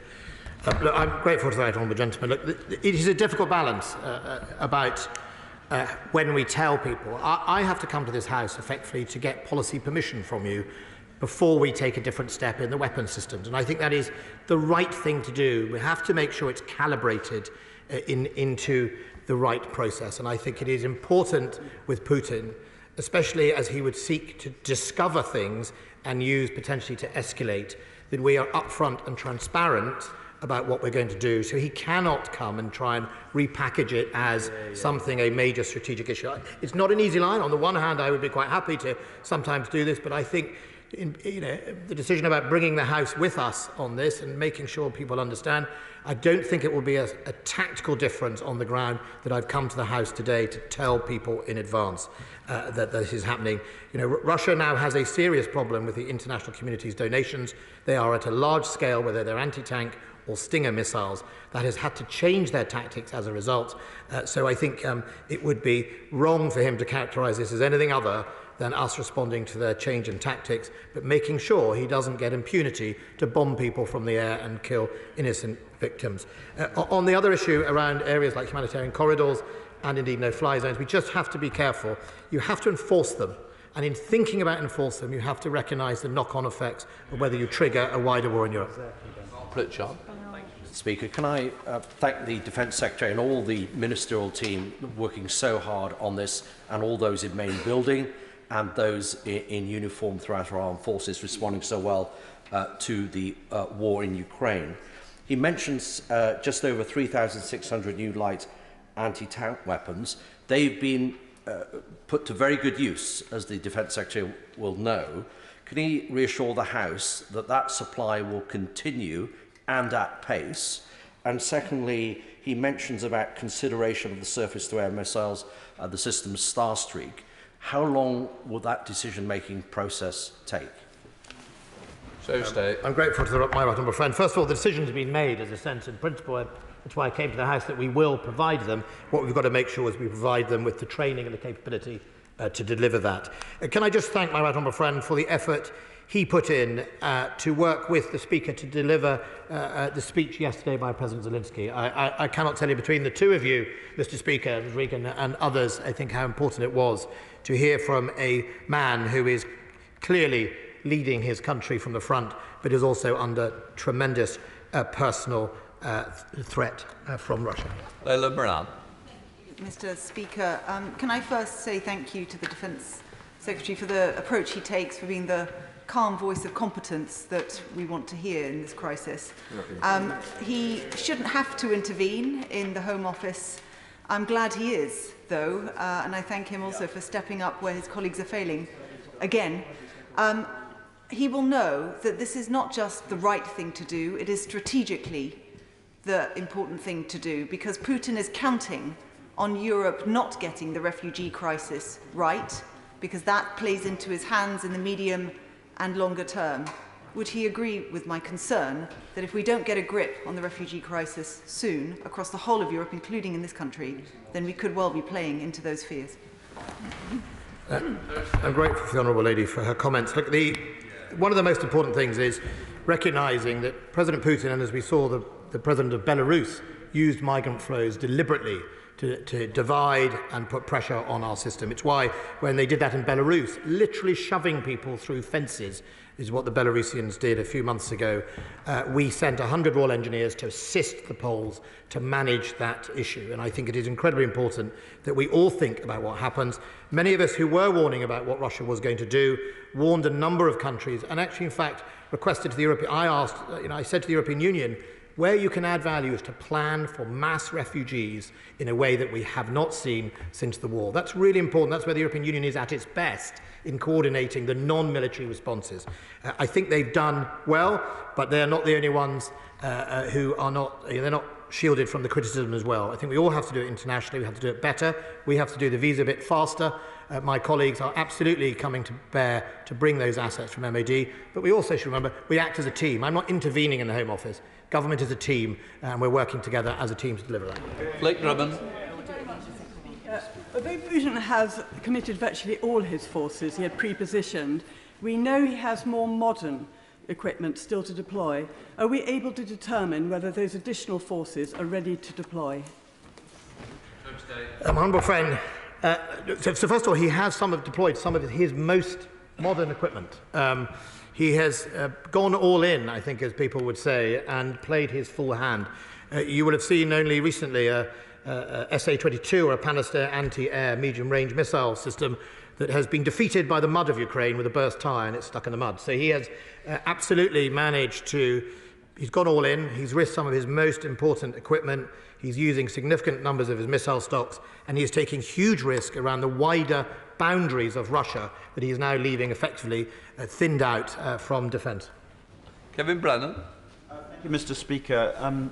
There was a report on Reuters yesterday that dozens of former paras have signed up for the Ukrainian Foreign Legion and that hundreds more are expected to do so. Could he give the House absolute clarity on the UK's government position in relation to those volunteers? So the government's position is, if you are a serving member of the armed forces, you will be breaking the law. I'm anticipating that there were reports in the weekend newspaper about, I think, 3 members who had gone AWOL over the weekend. They will be breaking the law and they will be prosecuted when they return for going absent without leave or deserting. For others, as the government's travel advices don't go to Ukraine, we strongly discourage them from joining these forces. My experience, having been security minister, is people who went off to join the YPG and other organisations, it didn't end well. It is also the case, as a number of them are now discovering, that the Ukrainians are very clear. You turn up, you're in it for the whole game. You're not in it for a selfie in 6 weeks. You are in it for real. And I think we have seen already some people at the border decide that maybe not be the right option to follow. Roger Gale. Mr. Speaker, I understand that it will be possible at very short notice to reopen Manston Airport in Kent, to fly out humanitarian aid such as pharmaceuticals, and to fly in refugees who can then be processed at Manston Barracks. That will require the cooperation and the effort of the Ministry of Defence, as well as the cooperation of the Department for Levelling Up. I'm not asking for a guarantee now, but would my right honourable friend speak with our right honourable friend, the member for Surrey Heath, to see what possibilities there might be there? I'm grateful for the right honourable friend's question. Look, at the moment we have the capacity we need, and we have the landing slots and the landing fields we need to deliver whatever we need to do. If, however, there is greater pressure, I'll be absolutely delighted to talk to both him and my colleague for Surrey Heath to see whether we can take advantage of his kind offer. Debbie Abrahams. Mr. Speaker, and again my thanks to the Defence Secretary for all he's doing in the compassionate way that he's doing it. Again, my question relates to a constituent and is not necessarily his departmental area, but I'd be grateful if he could follow it up. My constituent who lives in the Donbass 4 weeks ago, drove across the country, managed to get through to Poland and has been waiting for a visa for his wife and their infant daughter for the last 4 weeks. He has heard nothing from the Home Office. He's running out of money and wants to get home with his family. Please can he urge the Home Office to do their job? If the Honourable Lady gives the details to my PPS, I'll be happy to make that representation to the Home Office. Well. Thank you, Mr. Speaker, and I thank the Secretary of State for coming to the House again to keep us informed. And he was right when he said at the beginning that the whole House was moved by the address from the President of Ukraine yesterday. The President of Ukraine has spoken again today and is desperate for aircraft to protect women and children from being bombed and killed by Russians. Poland has acted, but there is a hold-up because of the response from the United States.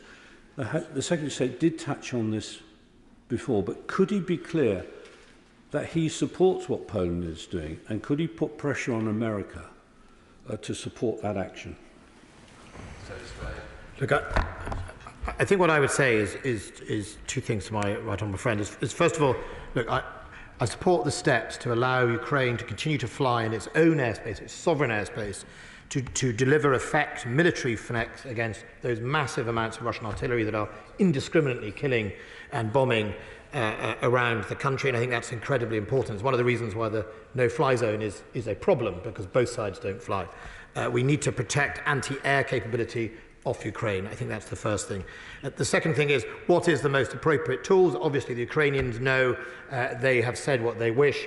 I think we have acted on when they've asked us, and that's why the new missiles we're talking about today are coming forward. Look, it is a matter for Poland. I said I will support whatever their choice is. In the meantime, we will continue to try and meet the outcomes that Ukraine wants with whatever methods we can. Alan Brown. Thank you, Mr. Speaker. Rather than getting to the stage where we might need to rely on MOD assistance to get refugees here, I'm sure the Secretary of State would agree it's better to get people back here to the UK while they can. Same with humanitarian aid. We've got the bizarre situation where there's people that's displaced in Ukraine might come to rely or need to use humanitarian aid, but yet they could already be here in the UK where they've got family members. So if the UK is not going to lift the visa requirements for Ukrainians coming here, surely with the existing scheme where it applies to family members of British and Ukrainians already live in the UK, we can use the information we've got here, bring the people here, and then process and do the security checks while they're here safely in the UK, rather than wasting resources in Ukraine to be better deployed elsewhere. I think it is possible to do both, I think you can process them very quickly out there, and the key here is well, that's what we're going to try and fix this afternoon. John Whitting. Thank you, Mr. Speaker. 3 years ago, I visited Mariupol with my right honourable friend's predecessor, Michael Fallon, and we heard the appreciation of Ukrainian armed forces of the help that we were already giving them then through Operation Orbital. Can I therefore strongly welcome the announcement that my right honourable friend has made this afternoon? And does he agree with the Secretary General of NATO that the sight of bodies lying on streets unburied in Mariupol is credible evidence that Russia is guilty of war crimes? Recording them. Well, first of all, I think, as I previously reported, the ICC have opened a campaign, and a number of countries, including Britain, are collecting evidence. Canada is taking quite a strong lead, and I think it's important that we follow the evidence. I think the open source reports of both civilian bodies and actually abandoned Russian dead by their own forces is a crime in itself. I mean, what a disgrace that the Russian generals have abandoned those young men to be murdered. Not murdered, to be killed, sorry, not murdered, but have been killed. That's the leadership of the Russian army that deserves to be in court for betraying their own soldiers, and at the same time for what they're doing to the civilians of Ukraine. They are criminally responsible, and I hope they face justice. John Warren. Thank you, Mr. Speaker. I'd like to thank the Secretary of State for updating us on the actions of the UK in support of the Ukrainians' heroic defence of their country. He will have noted that his update was much more warmly received than that of the Home Office yesterday, and with good reason, and I do hope Home Office ministers have noted that as well. We must act on all fronts. The need for humanitarian assistance is overwhelming. Could he say a little bit more about the 1,000 UK troops who are on standby? I understand from his statement they are still on standby to provide humanitarian assistance where they are and the circumstances under which they will be deployed. So, to answer the honourable lady, first of all, we haven't yet had any requests for humanitarian support from neighbouring countries. As soon as they do, we will be very happy to deploy those troops to help in that process. We've got a meeting, obviously, next week in NATO, and maybe those things will come to a fore then, but that's what they're there for. They're earmarked to do exactly that. Just on her point at the Home Office, having been a Home Office Minister, having sat in opposition across Home Secretaries from the Labour Party, it is never an easy job in the Home Office. It is never a popular brief, and questions are never kind. Sunderland. Mr. Speaker, thank you. Could I please thank the Secretary of State for his bold and forthright leadership, and also pay tribute to all those in the MOD, FCDO and beyond who are burning the midnight oil. I consider the level of operational detail in his statement to be unprecedented as well, so I'm grateful. The Secretary of State will know the importance of close air support in a tactical environment. Could I please ask him what's been done to specifically support the Ukrainian Air Force? Well, I'm grateful to my honourable friend. Well, first of all, the HVM to assist them to fly freely in the airspace. Also, one of the ways they're delivering close air support or actually fires in depth is through the Turkish TB2 UAVs, which are delivering munitions onto their artillery and indeed their supply lines, which are incredibly important in order to slow down or block the Russian advance. Jim Shannon. Speaker, can I thank the Secretary of State very much for his statement, for his clear commitment to military equipment that has been given and donated and given to the Ukrainians, also especially for the Star Streak anti-air missiles as well, which will down even more Russian aeroplanes and helicopters. We look forward to that. Can I ask the Secretary of State this question? In terms of support for Odessa, the last Ukrainian port that is open to Ukrainians to use, and they severely damaged one of the Russian ships just this week. Can I outline what naval support and capability is available for what is undoubtedly the next step in the Russian war of aggression to keep that last Ukrainian port open? So the honourable gentleman makes an important point about the southern flank, the one area where the Russians had made advances in the south, obviously using Crimea, which they illegally annexed in 2014. That part of the sea around both Odessa and elsewhere is heavily mined, which has helped Ukraine defend its coastline, and in fact the media reporting of that ship that was hit we can assume is made by a mine, but is unverified as well. Of course, the Russian Navy is blockading those ports, and that is limited, gives limited capability to the Ukrainians to take those ships on. If there are ways we can help them do that, we will explore it. Brother Halfon.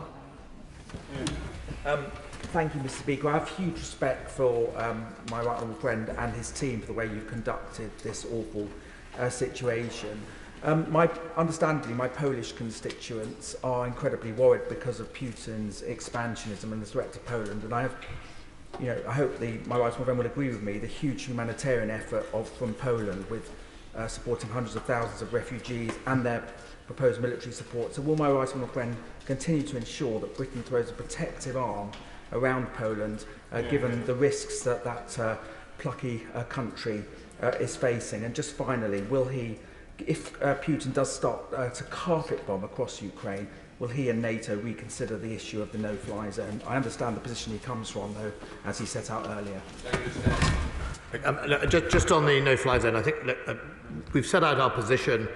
I'm not going to go into hypotheticals, what ifs, but nevertheless, at the moment, the balance is I don't think it suits actually the Ukrainian disposition, given the amounts of heavy armour and missiles in the Russian stocks. And I think, if you had a no-fly zone, the Russians have a massive advantage with shells and missiles, and they would not stop in a no-fly zone, whereas the few things the Ukrainians have to reach the Russians at depth are in the air, and I think you would actually hamper one. On the resilience and support to Poland, we put 150 soldiers out there, 100 soldiers when the Belarusian migrant crisis was happening. We've got nearly 700 soldiers there now, helping them both in resilience and indeed, if we need, for humanitarian issues. I have spoken to my Polish counterpart yesterday. I'm hoping to visit next week. We will also look at air defence requests from them to protect their airfields. They are an ally for over 150 years. We stand absolutely by Poland, shoulder to shoulder. And I think it's really important, Mr. Speaker, when it comes to military requests, that we are putting it where it makes a difference and putting it where SACEUR wants it. There's a danger often in these events that we spread our forces all round for reassurances, but not necessarily to achieve the military tasks that we need to do. Ian Byrne. Thank you, Mr. Speaker. I too want to thank the Secretary of State for Defence.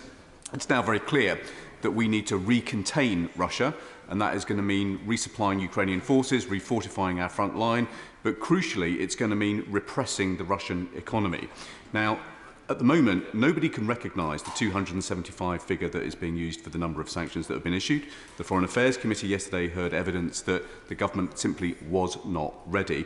And even today, the family of the founder of the Wagner Group have still not been sanctioned here, even though they've been sanctioned in Europe. So when the Secretary of State sees the Foreign Secretary later today, could he ask her to get her act together? I'd have to have pretty wide eyesight. She's in Washington at the moment. But if I were to, I had some massive binoculars, I would definitely pass it on. Look, I'm happy to try and get to the bottom of all the figures, both the amount of money that has been sanctioned. The statistics I had is that the UK have frozen more funds in London than Europe and the United States completely, and I think that matters. The construct of sanctions are all different in different countries, but I'd be very happy to look into that. And look, I don't think there should be any hiding place, and nor does the Foreign Secretary, for any of these Moscow hoods that are running around, including the dreadful Wagner Group.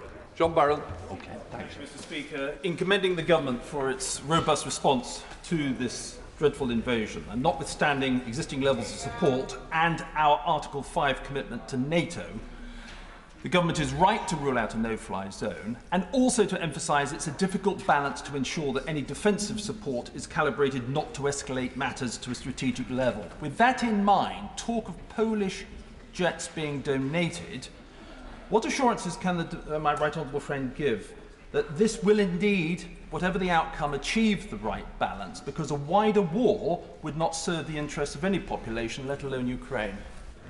Secretary of State. My right honourable friend makes some wise observations, but just on the jet issue and all lethal aid issue, it is, in a sense, unique for each individual country to make the choice it has to make. It is.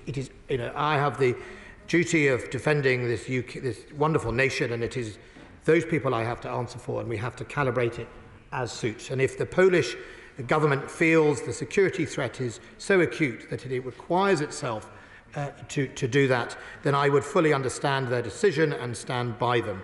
Remember, the countries that will face the direct consequence of a successful Russia in Ukraine are the bordering countries, because we know in Putin's mind some of those aren't, in his ideas, genuine countries, and some of those countries are the very countries that he historically feels should either be punished or indeed should be coerced into his way of thinking. Hilary Benn. Thank you very much indeed, Madam Deputy Speaker. In echoing the thanks to the Secretary of State and his team, could he pass on the House's thanks to all of his teams who are making this happen? On the Polish jets issue, it is of course a matter for Poland, but given that we've given man-pads and anti-tank weapons, would he regard the gift of aircraft as a defensive system, which is the word he has used in his statement? Secretary of State. Well, I think it depends how you use those aircraft. If you are close air support to Kyiv, then it's obviously defensive. If you are seeking to enter another sovereign's territory like Russian Air Force, then it is not. And I think that is important to recognise. But I'm afraid, as I said, I think it's a deeply bilateral decision for those countries. But as a friend and ally of Poland, we would stand by their decision. Sir Desmond Swayne. He was warning for months precisely what was coming. Why didn't we use the time that he gave us to forward deploy resources to deal with the inevitable flow of applications from refugees that was coming? Secretary of State. Quite know how to answer that question. Look, I think the importance is we're going to fix the here and now. Patrick Grady. Thank you, Madam Deputy Speaker. How much of the MOD spending in response to the crisis is going to be accounted for as ODA? What impact has the government's decision to slash the aid budget and abolish DFID had on its ability to coordinate the humanitarian response? Secretary of State. I'm not sure the government's decision to abolish DFID affected President Putin's judgment one bit. Tim Lawson. Madam Deputy Speaker, can I applaud the personal lead being taken by my right honourable friend and the strong role of the MOD and our forces. The Home Affairs Select Committee this morning took worrying evidence from the Ukrainian ambassador and Ukrainian support groups. Can I make two requests from that? Firstly, there are reports that there are many thousands of Ukrainian children unaccompanied across the border who've been taken there for safety, and that number is growing. Can he make the offer that when the welcome humanitarian and military supplies go in military planes, he includes personnel from SAFA, the largest employer of social workers, to help with the safeguarding worries that are now carrying on the border, and preferably bring them back to the UK and do the checks that may need to be done in the UK, where you don't need to change the law to grant them a 6-month visitor visa at the very least. And secondly, my Ukrainian constituents tell me that their friends in Ukraine are ordering over the internet body armour from British companies because they are desperately short for their reserve and volunteer forces. We need to do more to help equip those people who have bravely gone to the front line and weren't part of the standing military and don't have the sort of kit that we would expect. Secretary of State. On the last point, included in the increased package is more body armour alongside many of the countries that donated in the conference in February. Madam Speaker, I'm slightly in danger of entering into Home Office questions here. I know they were yesterday. While I was a Home Office Minister, one of the greatest delights was not being the Immigration Minister, but rather the Security Minister. So all I would say is I understand the feeling in the House, so does the Home Secretary, so does the Prime Minister, and we are working to resolve that speed as quick as possible. As for the internal details of different immigration schemes, I would gently refer my honourable friend, the right honourable friend, to the Home Office. I will protect the Secretary of State from the temptation to stray out with his own territory. Barbara Keeley. Thank you, Madam Deputy Speaker. And can I give my thanks to the Defence Secretary for his work and that of his team and for his compassion. I'm afraid I am going to raise another visa issue with him. My constituent is trying to get his young niece to the UK after she fled her home in Ukraine. After endless bureaucratic checks and delays, they've been told today she has to travel nearly 300 kilometres across Poland to get the decision on her visa. The Defence Secretary will understand that refugees like my constituent's niece have already made long and challenging journeys from Ukraine to Poland. Now more journeys just to get the decision. My constituent calls the government's approach to people fleeing the war in Ukraine inhumane. Given the meeting on the visa process he mentioned, can he press on the Home Secretary the need to offer a compassionate and human response to refugees fleeing the war in Ukraine? Secretary of State. Madam Deputy Speaker, at the risk of your anger, I will be delighted to pass that case to my private parliamentary secretary and press on the Home Office to resolve it. If I indulge myself, then I think Madam Deputy Speaker will rule me out, because this is a question about the Ukraine situation through defence. No, the Secretary of State is steering a careful and a wise course, and I will endeavour to help him in doing so, but it is the case that, of course, the government is acting as one, and we all recognise that. Thank you. Where am I? Bob Blackman. Thank you, Madam Deputy Speaker. President Putin was clearly counting on a quick victory. So I congratulate my right honourable friend not only for his statement, but the far-sighted view of training Ukrainian troops and indeed supplying defensive weapons. What assessment has he made of the effectiveness of both that training and the defensive weapons in theatre, which of course can never be tested other than in theatre? Secretary of State. But I think there are two parts, my honourable friend. One is going to be the lessons learned, whatever happens, that we need to learn for our own defences and our own capabilities. I think it is absolutely the case that one of the other assumptions President Putin made was that the Russian army was invincible, and that for all the money they spent, it didn't really matter about the people in them, and it didn't matter about battle preparation and all the things you do to prepare people to go to war. They didn't do that. Some of these so-called invincible weapons are now being taken apart by handheld weapons, some of which are supplied by Britain. I think it's something, it's not something to gloat about. This is, in the end, about the loss of human life, but it is absolutely something to be proud that Britain followed up its determination to stand up for its values and its allies by supporting them with hard power as well as soft. Stephen Flynn. Thank you, Madam Deputy Speaker. I think in terms of the military response, the Secretary of State can and must be commended wholeheartedly. However, I don't necessarily share his enthusiasm for the government's humanitarian response. Indeed, I spoke with my constituent Maria this morning, whose family in Poland can't even get clarity from the Home Office as to whether they should continue with pre-existing visitor visas or indeed go for a family visa. Quite simply, it is a shambles. So when he meets with the Home Office this afternoon, can I ask the Secretary of State for Defence, for want of a better phrase, whether he will stick a rocket right up the Home Office? Yeah. Secretary of State. I think just on the immigration pathway, first of all, the overall number of 200,000 for family and uncapped for humanitarian is a good thing. The fact Britain is the biggest single donor to the humanitarian aid is a good thing, and we shouldn't underplay those two facts. I understand the frustration with both Ukrainians trying to flee and with members of this House about the speed of that processing. I said yesterday the MOD will support the Home Office as requested.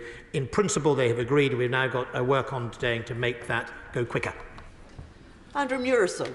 Exercise cold response and reinforcing Tapper Camp are very welcome, and they will reassure our Scandinavian and our Baltic colleagues. But what is being done specifically with Lithuania, which is very much at risk, since Putin's next move might very well be an attempt to link Russia proper with the Kaliningrad Oblast?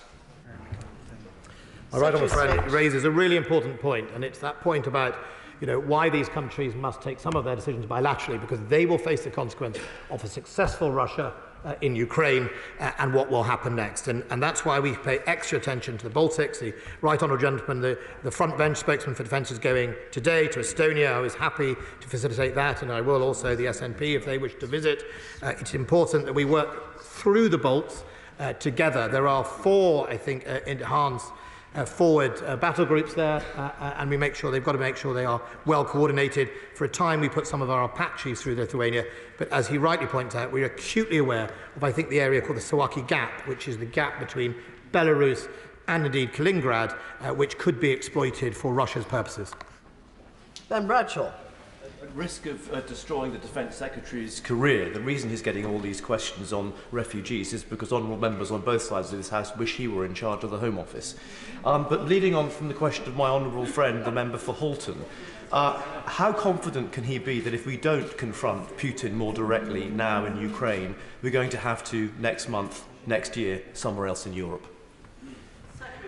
I think that is, I'm afraid, the $60 million question, and I think we have to all be mature about how we work that out through analysis, through talking to people that understand it. There is no easy answer. Is he acting irrationally? Yes, he is. Why would he have done this? Is he acting out of an ambition far beyond his perceived threat of NATO? Yes, he is. He's written that himself, and he's made speeches about it. Does he take a view that there are a number of countries in NATO that don't really belong in NATO? Yes, he does. That's very dangerous for the West. That's why I say, and I say with all passion, that we have to work at making sure we keep our alliances completely strong. That is the thing that makes a difference to him, plus the economic sanctions, plus the fact that his legacy now is he is done. If he has any mistakes, Madam Deputy Speaker, if he's going to make a mistake, it is to present that somehow he can survive this in his political reputation. If he wanted to further Russia, he's damaged Russia and sent it backwards. If he wants to further his case as a great leader, he is now contained in a cage of his own making. Sir Robert Neal. Thank you, Madam Deputy Speaker. I'm going to only briefly join the queue of those expressing our thanks that the Secretary of State and his department are now involved in trying to sort out a very sorry process in relation to visas, and I'll perhaps use the good offices that he suggested to take up a particular case. But may I return to the issue of evidence gathering of war crimes? Because isn't it important that in terms of future deterrence, not just to Putin, but of the rest of his regime, it's very clear that we are deadly serious about the gathering of war crimes. That it may take many years before we're ever in a position to prosecute them. It may be necessary to look, as has been suggested by some, at a dedicated international criminal tribunal to deal with jurisdictional issues. But will you agree with me? It's important that we send the message that we're not going away on this. We will amass the evidence, and for however long it takes, we will pursue them, not just Putin, but right the way down the chain of command for those who are responsible, because when his regime falls, like Milosevic's, it will, then the democracies of the world are coming for him. I agree with my right honourable friend 100%, and my honourable friend, the Minister of the Armed Forces, met with the ICRC only last week, I think, to discuss exactly that. It is absolutely right. They know that the long arm of justice will follow them forever. And he also says something that's really important. This cannot be swept away by just one man in the Kremlin. Right down through the chain of command, right now, those commanders sending those young men to their deaths, they also need to face justice, military or international. Matt Rodder. Could I ask the Secretary of State, could I thank the Secretary of State for the calm and professional approach he's taken to this very difficult issue. Also thank him for the pressure he's applying to the Home Office to, quite rightly, speed up the fair treatment of refugees. Could he also speak to other government departments about the lengthy delays which some medical convoys are facing? I've had approaches from my local Ukrainian community, and I understand other members from across the House have faced this difficulty, and there does seem to be a genuine issue of red tape created by customs declarations. If he could raise that with other government departments, that would be a huge step forward. Look, I'm absolutely delighted to do that. If he wants to give me that, I'll ask from this questions to investigate what more we can do. We have helped the Department of Health with some of its medical supplies fly in, but I also know there are lots of people driving out with it. So if the customs are on our side, we can do something about it. If they're not, I'll raise it with my international counterparts. Aaron Bell. Thank you, Madam Deputy Speaker. My right honourable friend may be aware of both the reporting and indeed extraordinarily the opinion polls coming out of Ukraine that show that the people of Ukraine and the government of Ukraine regard the United Kingdom as foremost amongst their friends in Western Europe. And that is in no small part due to his leadership and his foresight, as others have said. Not only have we supplied them 2,000 anti-tank missiles before the invasion, I welcome what he said in the statement today about what we're doing today. Can he assure me that all future requests for further defensive military equipment by Ukraine will be met in the same way? Secretary of State. We'll look at every request quickly and genuinely and do whatever we can to help Ukraine. And I just thank him for his kind comments. But look, I think it's just actually what Britain stands for. Whether I work with Sweden and Finland, non-NATO countries, or whether you work with aspirant NATO countries or indeed countries who want to belong to our values, there's something that they all value, and that is what Britain stands for and her history. Paul Bristow. Thank you, Madam Deputy Speaker. Russia's advance has been hamstrung by logistical difficulties, defections and now freezing temperatures, with the convoy advancing on Ukraine essentially immobile for the past few days. Does my right honourable friend agree that President Putin has badly misjudged the effectiveness of his own military and the resistance of the Ukrainians, who have been backed up by Western military aid and training? Secretary of State. Look, I think there are two major miscalculations by President Putin, and they are that first of all, that his military was invincible, and secondly, that the Ukrainian people would welcome him. I think his other major miscalculation was that somehow the international community was not united. He's wrong on that. Clive Afford. Thank you, Madam Deputy Speaker. Members from both sides of the House will wish him well with his discussions with the Home Office. It's a hard nut to crack. I spoke with a constituent of mine over the weekend who has family in Irpin. And when she asked me about a no-fly zone, I explained the situation to her. And I have to say the words came very difficultly, with some difficulty, because when you're facing someone who has a family in a war zone, it is very difficult to explain why you can't intervene, as much as I support the position that we're taking. She then responded by saying we need to be able to defend ourselves, and that they want access to more weaponry that we can supply to them. And I know he's providing Starstreak high-velocity anti-air missiles, and that he hopes that will be within the definition of defensive weapons. But that definition in itself, is that a difficulty in providing the support that people from Ukraine are asking for? And is that something that's going to have to be kept under review? I think it's always kept under review, depending on the actions of President Putin.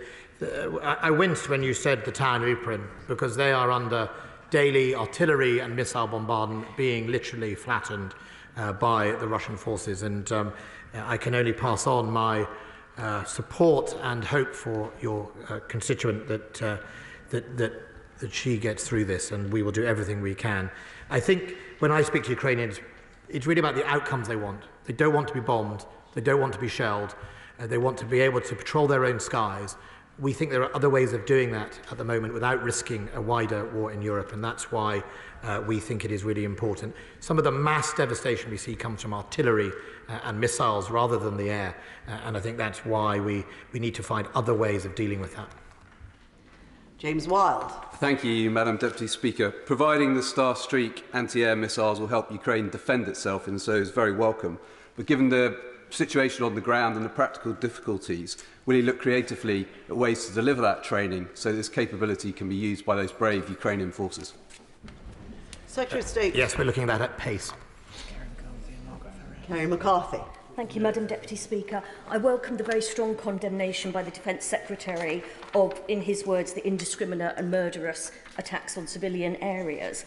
Can I ask him what the UK government's position will be next month on the UN-backed political declaration on restricting the use of wide area effect explosive weapons in populated areas?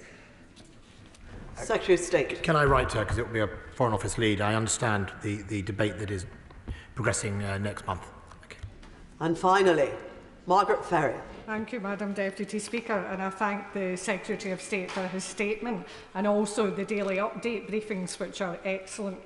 With Russia repeating false allegations of the US supporting a Ukrainian military biological programme that would release deadly pathogens like the plague and anthrax, what new steps are the MOD and other government agencies taking to effectively tackle dissemination of false information like this? So the Honourable Lady makes a really important point that Russia has not given up on its false flag. It hasn't given up on its false narrative. In fact, it has shut nearly every avenue of information in Russia down on its people, which again I think shows the fear they are under. I think only yesterday they stopped TikTok in their country. We have to absolutely challenge, and we do challenge the false flags. As the Honourable Lady has seen, we call it out publicly. At some stages we did it by declassifying intelligence early on, which is not normally what we do. But also we should be genuinely worried when the false flags drop breadcrumbs toward chemical weapons or nerve agents or biological weapons. We should worry about that because we all worry what's behind that in the first place. Yes. Thank you. I thank the Secretary of State for coming to the House to keep us updated and for his thorough answers to a very large number of questions. We now move on to the next statement. I will allow people to leave quietly and take their places quickly. Thank you. We come to the statement by the Secretary of State for Business, Energy and Industrial Strategy, Kwasi Kwarteng. Thank you very much, Madam Deputy Speaker. And I just want to start by saying what a privilege it was for all of us to hear the historic address in the House yesterday by President Zelensky. I'm sure all members will join me in thanking him once again for his inspiring words, his great leadership. And it is with those words in mind, Madam Deputy Speaker, that we come, or certainly I come here today. With your permission, Madam Deputy Speaker, I'd like to make a statement on the UK phase-out of imports of Russian oil in response to Vladimir Putin's brutal and illegal invasion of Ukraine. The UK joins key allies, including the United States, in halting the import of Russian oil, which makes up 44% of Russian exports and 17% of the government's revenue through taxation. This action follows the most punishing set of sanctions that the British state has ever imposed on a G20 nation. Our trade, financial and personal sanctions are having an effect on the Russian economy.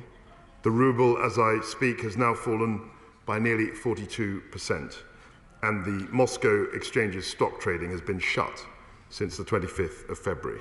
The British government has sent a clear message to Putin's regime and to those who support him in his war against Ukraine. It is important to remember, Madam Deputy Speaker, that Russia produces only a fraction of the fuel products currently imported to the UK. In a competitive global market for oil and petroleum products, demand can be met by alternative sources of supply. And as a result of international revulsion at Putin's invasion, Russian oil is already being excluded from much of the market, and currently it is trading at quite a sharp discount from other crude oil sources. But we want to go further, Madam Deputy Speaker. Yesterday I set out that the UK is phasing out imports of Russian oil during the course of the year. This transition will give the market, it will give businesses and supply chains more than enough time to substitute Russian imports. Businesses should use this year to ensure as smooth a transition as possible so that consumers will not be affected.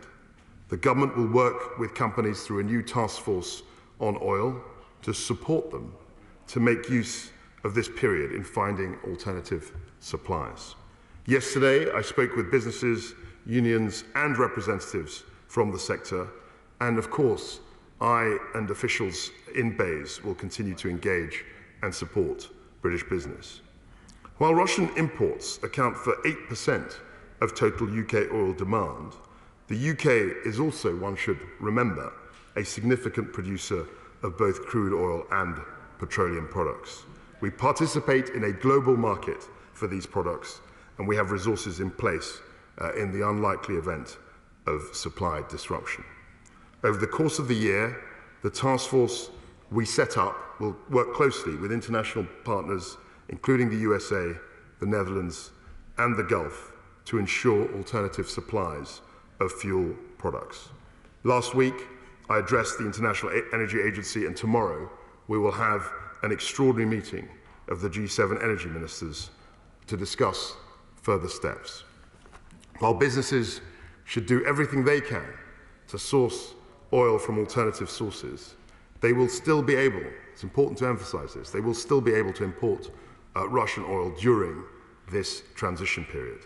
These measures target oil-related products imports only. The UK is not dependent on Russian natural gas, making up less than 4% of our supply.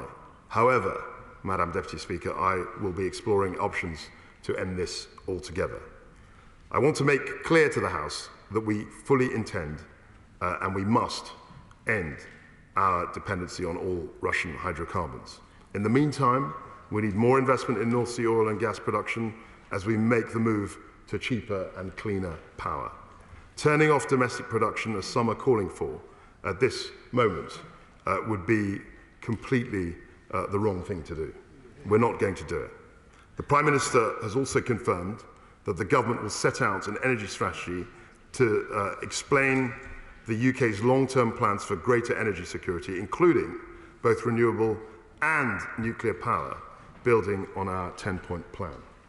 This measure and those being taken by our allies in terms of the phase-out, the oil phase-out, will move the West away from a dependency on Russian oil. It will take us on a road to building a stronger, more resilient British energy system. It will also increase the growing pressure on Russia's economy and will ultimately hamper Russia's ability to impose further misery on the Ukrainian people.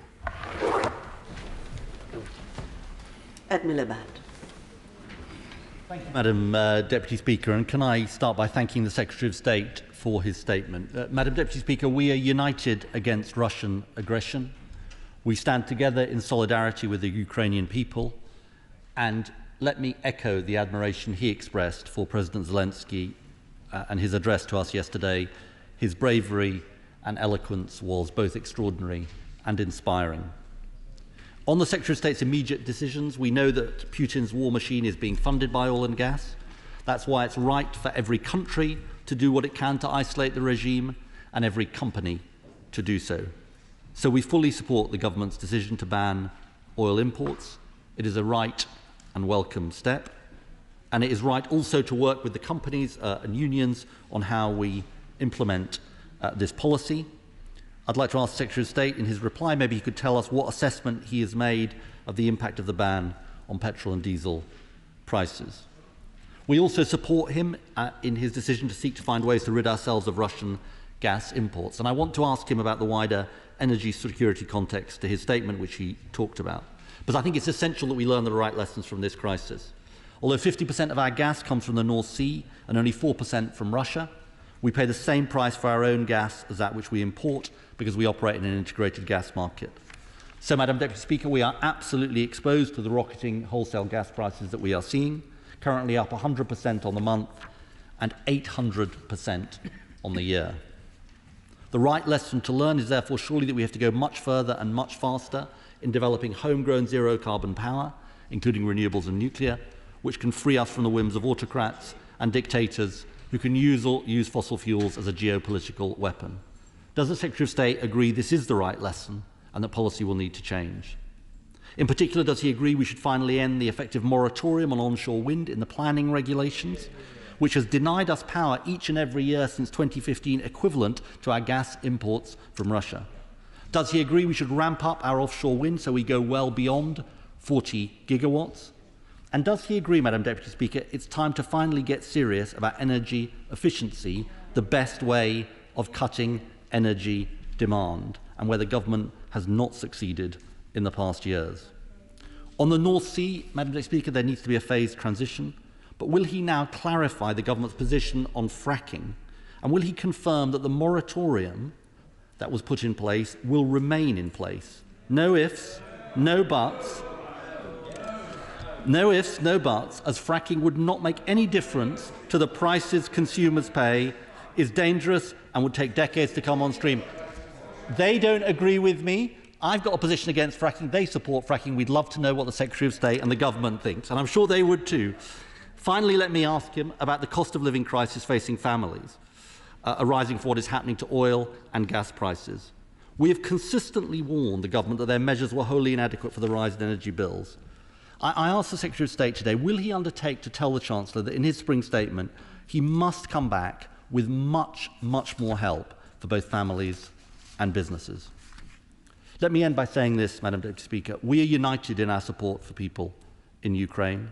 We will support the government in everything it does, which can cut off support for the evil and barbaric Putin regime. And we urge the government to learn the right lessons from this crisis for our country so we can achieve both energy security and energy sovereignty.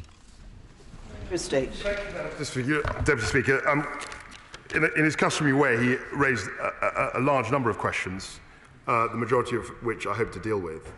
In terms of his words against Putin's barbaric invasion, his completely illegal actions, I'm very pleased that he's reflecting our sentiments, and we have a mutual interest in making sure that Putin fails. As far as the cost of living is concerned, Madam Deputy Speaker, there was an extensive intervention by my right honourable friend, the Chancellor of the Exchequer. And I think it's quite wrong for opposition politicians to say that the price cap, which will be set in August, is going to necessarily be higher than what it is today. We simply don't know. He will understand that the price cap will be set at a time retrospectively looking at the average price. It may well be higher, but there are circumstances in which it won't be increasing as much as he imagines. And of course, as is always the case, we have an ongoing look at the price cap. We speak to Ofgem all the time, and Ofgem is engaging work in terms of how the price cap is calculated. In terms of the North Sea, I'm pleased to hear that he's very keen to support investment in the North Sea in terms of making sure that gas is a key transition fuel. That's something which I think many people on the benches opposite may disagree with. And of course, he's absolutely right to stress an increased focus on renewables and nuclear power. We are absolutely at one in our agreement on this. Robert Jenrick. Thank you, Madam Deputy Speaker. Can I welcome my right honourable friend's statement today? I think we have to brace ourselves for the greatest impact on living standards that any of us have known in our lifetimes, and that does necessitate a more pragmatic approach to energy policy. It means accelerating investment in renewables, potentially lifting the effective moratorium on onshore wind. It means looking again at fracking, and it means taking all possible advantage we can from our domestic supplies within the North Sea as part of a transition. Would my right honourable friend agree with that, and also that it would be perverse and dangerous to take away oil from Russia and replace it with oil and gas from Iran and Venezuela, two regimes just as malign and dangerous as Putin's regime in Russia? I thank my honourable friend, my right honourable friend, for his intervention. He's absolutely right. We've got to look at all the possible technologies that can give us as much resilience. We've got to actually I think, shuffle off a lot of outdated dogma in this area. And I'm very pleased that the Right Honourable Gentleman is full square behind nuclear, because as I remember when he was Secretary of State, he was not the most supportive of the nuclear industry. But my right honourable friend is quite right to identify potentially hostile powers, and we are absolutely willing we're very keen to diversify away from backing or providing resources to potentially hostile powers. Stephen Flynn.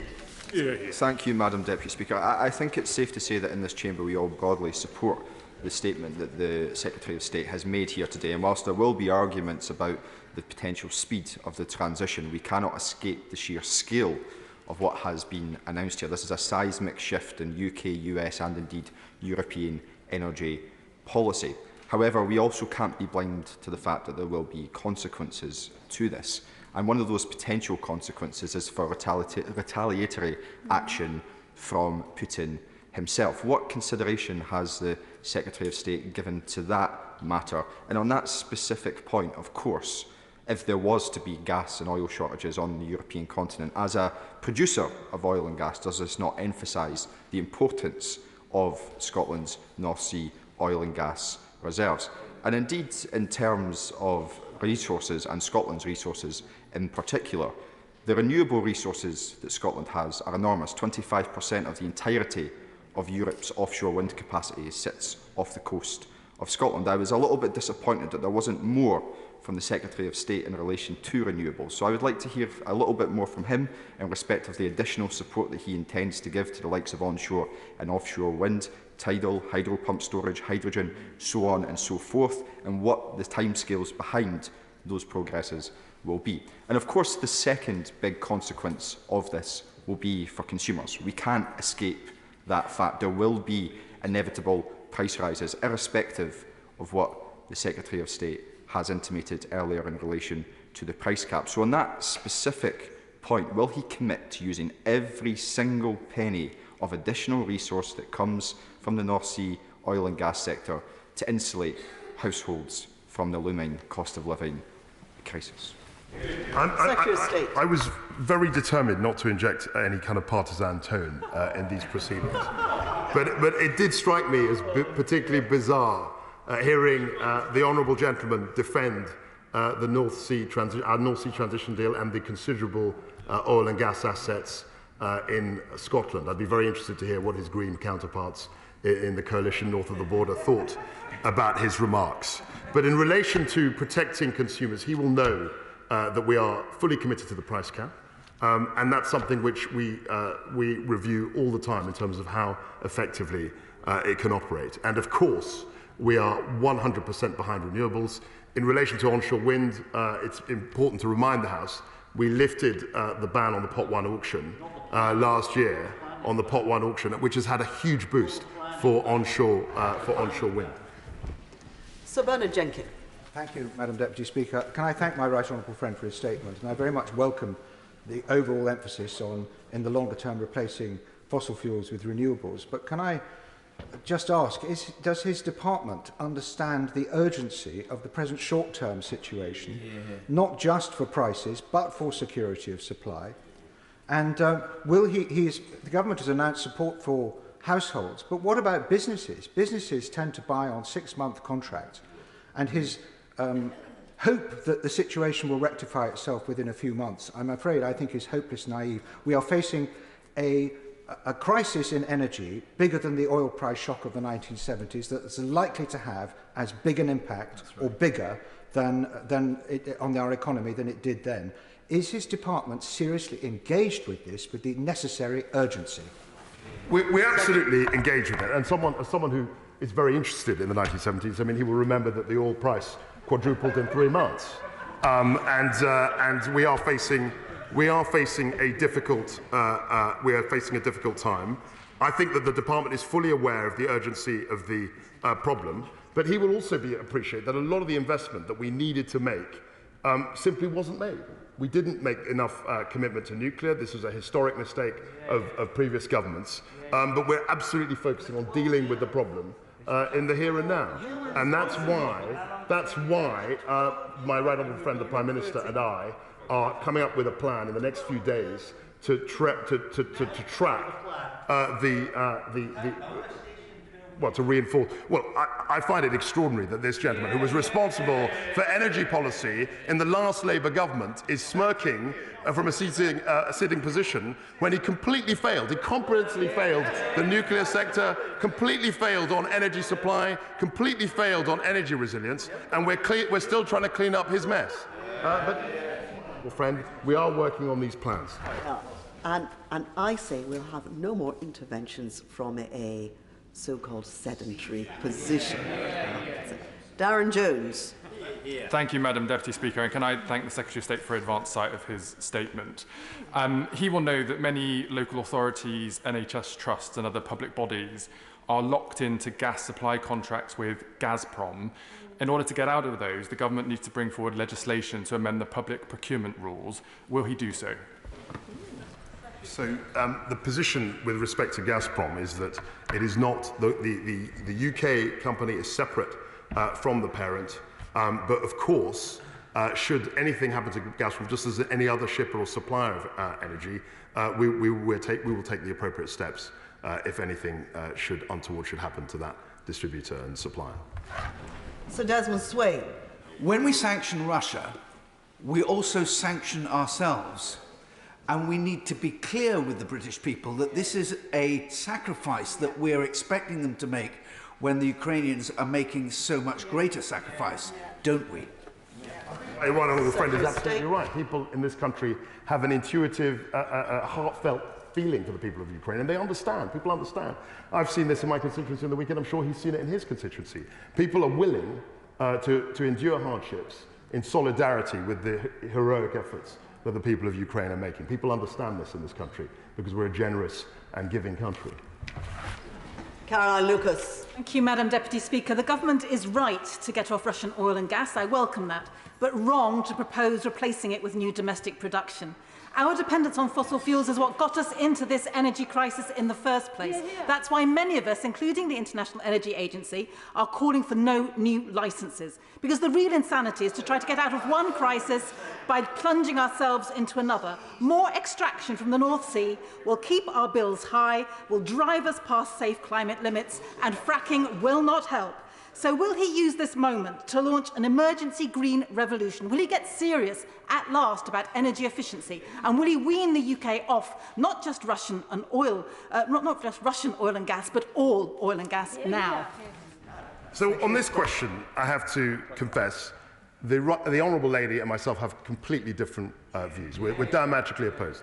I agree with her on the net zero commitment. But this idea that we can simply switch the lights off, so to speak, on oil and gas is absurd. It's completely absurd. And we need to have investment in the North Sea. No, well, I think I said quite clearly, no more shouting when people are sitting down. Alan Cairns.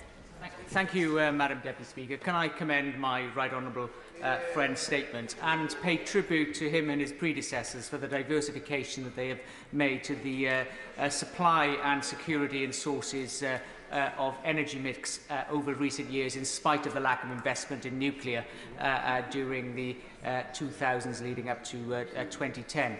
But does my right honourable friend agree with me that oil will remain a key source of energy for some time to come as we are transitioning?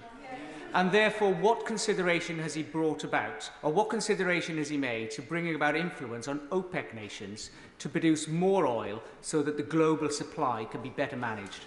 My right honourable friend raises a particularly important point. We had a discussion at the IEA ministerial only last week where we all agreed as a collective to increase or to release our stock. And this was an American initiative which we supported. And clearly, we need to work as an international community to make sure that we can provide enough supply to dampen the increase in prices that we're seeing. Mick Whitley. Thank you, Madam Deputy Speaker. Whilst I welcome the spirit of these plans, I urge the government to act even faster. Russian gas and oil constitutes just a tiny fraction of the UK's energy mix, and we must break this last lifeline to the Putin regime as soon as we can. I'm also deeply concerned to hear members opposite call for a resumption of fracking, which would be a betrayal of the commitments we made to the world in Glasgow just 5 months ago. Will the Secretary of State today commit to ruling out further investments in fossil fuels and instead pledges Department support for an ambitious new Green New Deal and wide-ranging investments in renewables, including the Mersey Tidal project, so that we can finally set ourselves on the path of true energy independence? Thank you. Secretary of State. I have to say, as Energy Minister and now Secretary of State, I've been totally committed to increasing the supply and production of renewable power. We reopened the Pot 1 auction for onshore wind. For the first time ever, we had a tidal stream, a pot ring fence for tidal stream technology. I've introduced an annual auction for offshore wind. So I'm completely with him, being 100% behind the renewables and the green revolution. Andrew Boy. Thank you very much, Madam Deputy Speaker. Can I thank my right honourable friend not only for his statement today, but for his continued and unflinching support for the oil and gas industry that I am very proud to represent much of in West Aberdeenshire and Kincardine. And can I ask him on that, is it not absurd, despite the importance as being brought home to all of us through the tragic scenes that we're seeing on television right now of energy security, that it continues to be the Scottish Government's official position that we should have no new licences, no new exploration and no new drilling in the North Sea? So my answer to my honourable friend is absolutely right. It was a North Sea transition deal. And transition is the key word. It's a North Sea transition deal, not the North Sea extinction deal, which the honourable member and his green friends north of the border are pursuing. We have a very, very different approach, I'm glad to say, from members of on the benches opposite, and long may that continue. Dave Duggan. Many thanks, Madam Deputy Speaker. Transition is the key word, and the Minister has just said that, and we need to pivot very quickly towards renewable energy. But this is a sharp reduction in oil and gas imports, 8% from Russia, and we welcome that. Insofar as that will lead to a net reduction in availability of oil and gas, it will also lead to a net reduction in emissions, which won't be maintained. We will need to supplement that demand in the short term. What discussions does he plan to have with Scottish Government to ensure that we can meet that with the maximum economic benefit to oil and gas services companies? I'm very happy to speak to colleagues in the Scottish Government about these issues. And he should remember that, yes, we are banning the import, but it's a phasing out. We could have gone down the US route and had a 45-day grace period, but that would have been too disruptive to the supply chain. But I'd be very happy to talk to him and his Scottish Government colleagues about how we can manage that process. And that's exactly why, in the statement, I've also announced the formation of a task force to deal with that transition. Richard Fuller. Deputy Speaker, with regard to the UK's Russian oil ban, I am convinced of the moral case, although I am sceptical about the efficacy of such a ban in the long term. I welcome my right honourable friend's commitment to keeping all options open, but he'll be aware that there is moving faster on transition to green puts greater costs on technology risk on households. So will he look again at options on insulating homes and government support for home insulation as part of the package? My honourable friend, as other members across the House, is quite right to focus on energy efficiency, because clearly that's a big part of this conundrum. I think we've had some successes, but we've also done things not as effectively as we could have done. I mean, there were elements of the Green Homes Grant that worked, and there were elements that didn't work as well. And I'm constantly trying to improve the offer on the energy efficiency. It did with the public sector. Kerry McCarthy. Thank you, Madam Deputy Speaker. The Minister has been asked twice now, very specifically, about fracking, and has completely avoided answering the question. Would you like to have another go? A go, and I will be very clear. I will, and actually, funnily enough, I was a minister at the time this written ministerial statement on fracking, hydraulic fracturing was made. The government has always been clear that we will take a precautionary approach and support shale gas exploration if it can be done in a safe and sustainable way. That remains our position, and we will be evidence-less. This is what we wrote and said in 2019, and we're still committed to that. Rob Halfon. Thank you very much, Madam Deputy Speaker. I thank my right honourable friend for his statement. In terms of oil prices, my right honourable friend will know that prices at the pumps are reaching £1.60 per litre for hard-pressed motorists. They're paying around £16 more than a year ago. hauliers are paying more than £120 every time they fill up at the pumps, and this is literally unaffordable for most people around the country. I recognise the government have done a lot with fuel duty free. The Irish have announced today a rebate of 20 cents on petrol, 15 cents on diesel. We must do the same, and I know he's got to make the case to the Treasury, so you mustn't just fob me off. He's got to make the case. And will he just finally introduce Pump Watch, as recommended by Fairfuel UK, which will monitor prices from the big oil companies to make sure that motorists are not ripped off at the pumps when the oil price either rockets when the petrol pump price rockets when the oil price goes high and goes down like a feather when the oil price lowers. There is no honourable or right honourable member in this House that has done more for the motorist over the last 12 years than my right honourable friend, and I completely hear him on his imprecation to the Treasury in terms of helping consumers. I think my right honourable friend, the Chancellor, did give a wide range of measures which offer some support, but we're always happy to talk to him to see how we can improve the offer. Sammy Wilson.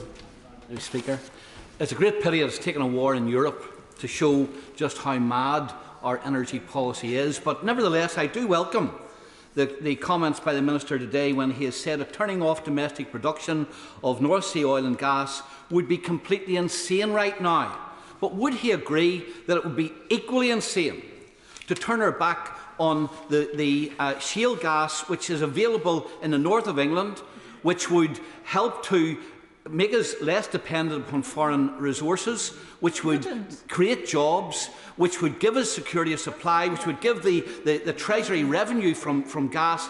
And does he agree with me that the decision by the Prime Minister not to have concreting over the wells, which are already there, is the first step to leading to the exploitation of that gas? In conversation with my right honourable friend, the Prime Minister, we were clear that it didn't necessarily make any sense to concrete over the wells. We're still in conversations about that. And as I've said, our position from the moratorium has always been the same. If it can be done in a safe and sustainable way, the government is open to the idea of fracking. We've always said this. This position has not changed. And with respect to the North Sea, I fully agree with everything he said. Selene Saxby. Deputy Speaker, and can I thank my right honourable friend for his statement this afternoon and for the work done by this Conservative government to increase our renewable energy capacity by 500%. And as we move towards the new normal of a greener and more secure energy supply, can I also ask if he will commit to increase the capacity coming out of the Celtic Sea and accelerate the rollout of floating offshore wind and the target that it can deliver? I think floating offshore wind, as my honourable friend remarks, is key to actually accelerating our renewables offer. And I think that in the next few days we will hopefully be saying some slightly more ambitious targets in terms of our 2030 ambition than we have hitherto said. Ben Bradshaw. Thank you, Madam Deputy Speaker. Given the government's been in power for 12 years, why hasn't he already lifted the very damaging moratorium put in by David Cameron on onshore wind, the cheapest and quickest way of generating renewables? And when will... Sure, he will remember that there was a moratorium on the Pot 1 auction, which we lifted. We lifted that 2 years ago, and I'm very pleased to say that in the fourth auction round, we do have a separate pot which is ring-fenced for onshore and solar technologies, and onshore will be fully reflected in that auction. Andrew Murison. Deputy Speaker, the government's right to be cautious about windfall taxes, though it's worth remembering on this side that it was Baroness Thatcher that introduced them in 1981. Given the extraordinary profits by BP and Shell in particular in recent times, and given the very real prospect of simply unaffordable bills landing on our constituents' doormats in the very near future, will the government at least keep that option open? My honourable friend is well versed in departmental responsibilities, and he will know that issues to do with taxation are squarely in the remit of the Chancellor of the Exchequer, my right honourable friend, the Chancellor. I personally feel that a windfall tax is not the way to go in this particular moment, because there's huge uncertainty about investment in the North Sea as it is. And if we were to entertain the idea of a windfall tax, all that would do would be simply to frighten the investment, destroy jobs and destroy wealth creation. I don't think that's in anyone's interest. Liz Savo-Roberts. Putin's bloody war in the Ukraine is being financed by Europe's addiction to fossil fuels. We have to speed up our green transition. But more than 1 in 10 Welsh households are living in fuel poverty, and this number is growing daily. Starved of public transport investment, Wales is the most car-dependent nation in the UK. We will therefore be disproportionately affected by rising prices. Now, rural regions of Scotland and England with high levels of car dependency are eligible for the rural fuel duty relief. Will he extend it to Wales? Even if I wanted to, it's not in my power to do so, but I'd be very happy to talk to people across the government to address the issue that she's raised. John Lamont. Very much. I very much welcome the government's statement today and the government's plans. However, is the government aware of current supply issues for red and white diesel? Businesses in the Scottish borders have contacted me in the last day or so to say that there's real issues with sourcing red and white diesel. So, indeed, suppliers are reporting that Grangemouth will run out in the coming days. Is the government aware of this, and will they investigate it further? We will absolutely. I'd like to pay tribute to my honourable friend, who's always been a consistent and extremely able defender of his constituents' interests. What I would say is that the red diesel phase-out was announced 2 years ago, and I'd be very happy to talk to him to see how we can actually manage that transition. Mike King. Thank you, Madam Deputy Speaker. Following on from the member for Harwich and North Essex, many businesses hedge their fuel costs going forward, like aviation, which impacts massively on my constituency. But many businesses are going to be hugely exposed because they haven't hedged those costs. Is the department doing some analysis of the exposure of these businesses? The honourable gentleman raises a critically important point. The department is always looking, particularly at a time of extreme price volatility, at how these prices affect the supply chain and businesses. Indeed, my honourable friend, the member for North Derbyshire, was speaking to energy-intensive industries just this morning, as I was, and we're fully alive to their plight. Lee Anderson. Thank you, Madam Deputy Speaker. Now then, I think we all welcome the banning of Russian oil and gas to put the squeeze on Putin. But what about Russian coal? We're currently importing over 500,000 tonnes a year of coking coal. It's the same type of coal, the metallurgical coal, that can be mined safely and cheaply in this country. So does my right honourable friend agree with me that if we can get it out of this ground cheaply and safely, then we should do it without delay?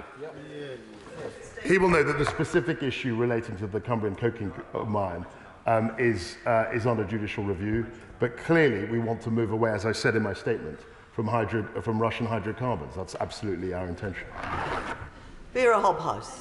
Deputy Speaker, obviously the crisis makes us all very aware of consumer energy prices and how to contain them to some degree.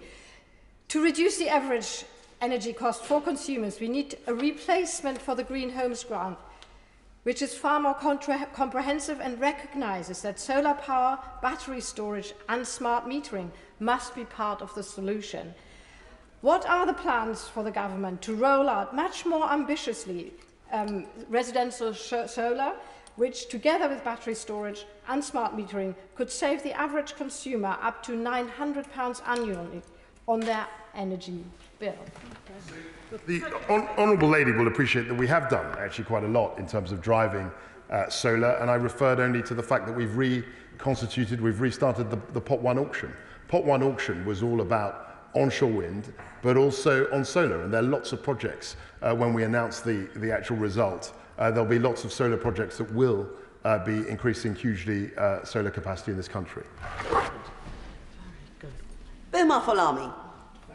Madam Deputy Speaker, the Secretary of State knows that I'm a strong supporter of his policy to end reliance on Russian oil and of the need to intensify our investment in renewable energy. There are many rural communities and constituencies like my own, and I suspect across the country, that rely on heating oil. What plans does the Secretary of State feel that his oil task force will do around securing the availability of heating oil, securing the price of heating oil, that it doesn't rise out of ordinary people's reach, and also intensifying home efficiency, energy efficiency for homes, particularly for older buildings that you find in many rural communities in areas like my own. The task force, it will do exactly as he has asked for. It will look at where we can source supply at the cheapest rate and increase our independence. It'll take away from our reliance on Russia, and it will actually source oil at the cheapest rate. There is an issue in terms of heating oil in relation to further interventions, and we're in discussions with Treasury as well as others across the government all the time in relation to seeing how we can improve or rather lessen the burden on our people. Grant Davis. The Secretary of State will know that his department refused support for the Swansea Bay tidal lagoon, but nevertheless it is going ahead as the new Blue Eden Lagoon project. So instead of looking again at fracking, which generates 5% fugitive emissions, which makes it worse than coal for climate change, will you look at supporting the Welsh Government and Wales overall in marine technologies and renewable technologies, alongside looking at organic batteries at scale, which can actually store these renewables without causing pollution? I think the right honourable gentleman makes a very fair point. We've done a huge amount as a government in terms of driving renewables. I was very pleased to see the tidal stream auction has been ring-fenced. The specific details of the Swansea project, the Swansea Lagoon project, I felt as Energy Minister at the time, and the Secretary of State as well, felt that it wasn't economic, that specific project, but generally, I don't think any government has done more for marine renewables and marine energy. Mark Jenkinson. Madam Deputy Speaker, can I welcome my right honourable friend's swift and decisive action on phasing out Russian imports. Just to echo the comments of my honourable friend, the member for Ashfield, as our minds are now focused on increased domestic production such as that from the North Sea, does he agree with me that the benefits of domestic supply chain resilience and security should also encompass other critical minerals such as coke and coal, for which we look to Russia for over 750,000 tonnes, 50% of our requirement last year? So he will appreciate, in terms of coke and coal supply, is a diversity of sources. We're not just looking to Russia. But in terms of critical minerals, he makes an excellent point. He will also appreciate that this is the first government, the first time ever, that we're going to have a critical mineral strategy that will be published in the next few weeks. And my honourable friend, the member for North Derbyshire, is really leading that within the department. Alan Brown. Thank you, Madam Deputy Speaker. Electricity from gas power stations is one of the ways that we meet peak electricity demand. Now, the Secretary of State knows that dispatchable energy can also be created from pumped storage hydro, which is a completely renewable source. So, to minimise our reliance on gas and switch to renewables, he knows that SSE is ready to go and build Corrie Glass in the Highlands. So, will he commit to agreeing a minimum floor price with SSE so that they can go on and build it and confirm timescales for that agreement? I'm really delighted that the honourable member raises this. I think he's raised it at every questions for the last 18 months. And I'll keep saying what I've said before. We are interested in the technology. I need to look at the specific proposals that he's suggesting. And obviously, we need to work out whether it's value for money. Those are the parameters that we always look to. Alexander Stafford. Thank you very much, Madam Deputy Speaker. Yesterday at the Bay Select Committee, we had a panel of experts talking about this very issue. And when the issue of fracking was raised, they were unanimous in their voice. It was neither be effective, cost efficient, wouldn't do anything to the price, and actually was a bit of a red herring. Does my right honourable friend agree with me that fracking is that red herring, and instead we should focus energy on more renewables and even more North Sea, because fracking just doesn't work in this country? I think we could look at a range of technologies. We looked at the fracking issue. I was Energy Minister at the time. There were issues regarding the seismicity of various projects, but we've always had an open mind. We've always said, and I repeat, that we will support shale gas exploration if it can be done in a safe and sustainable way, and we will be led by the science on whether this is indeed possible. So there are lots of experiments, there are lots of empirical evidence that we need to consider. Jonathan Edwards. Diolch, Madam Deputy Speaker. He mentioned in his statement the need to protect the Ukrainian people from further misery. As he knows, Ukraine is a country with historic debt problems, and the full-scale Russian invasion we're witnessing will inevitably make matters worse for them. Considering this is likely to be a prolonged crisis, can he assure the House that the British government will be leading international efforts with the IMF, the World Bank and the G7 to offer Ukraine debt relief?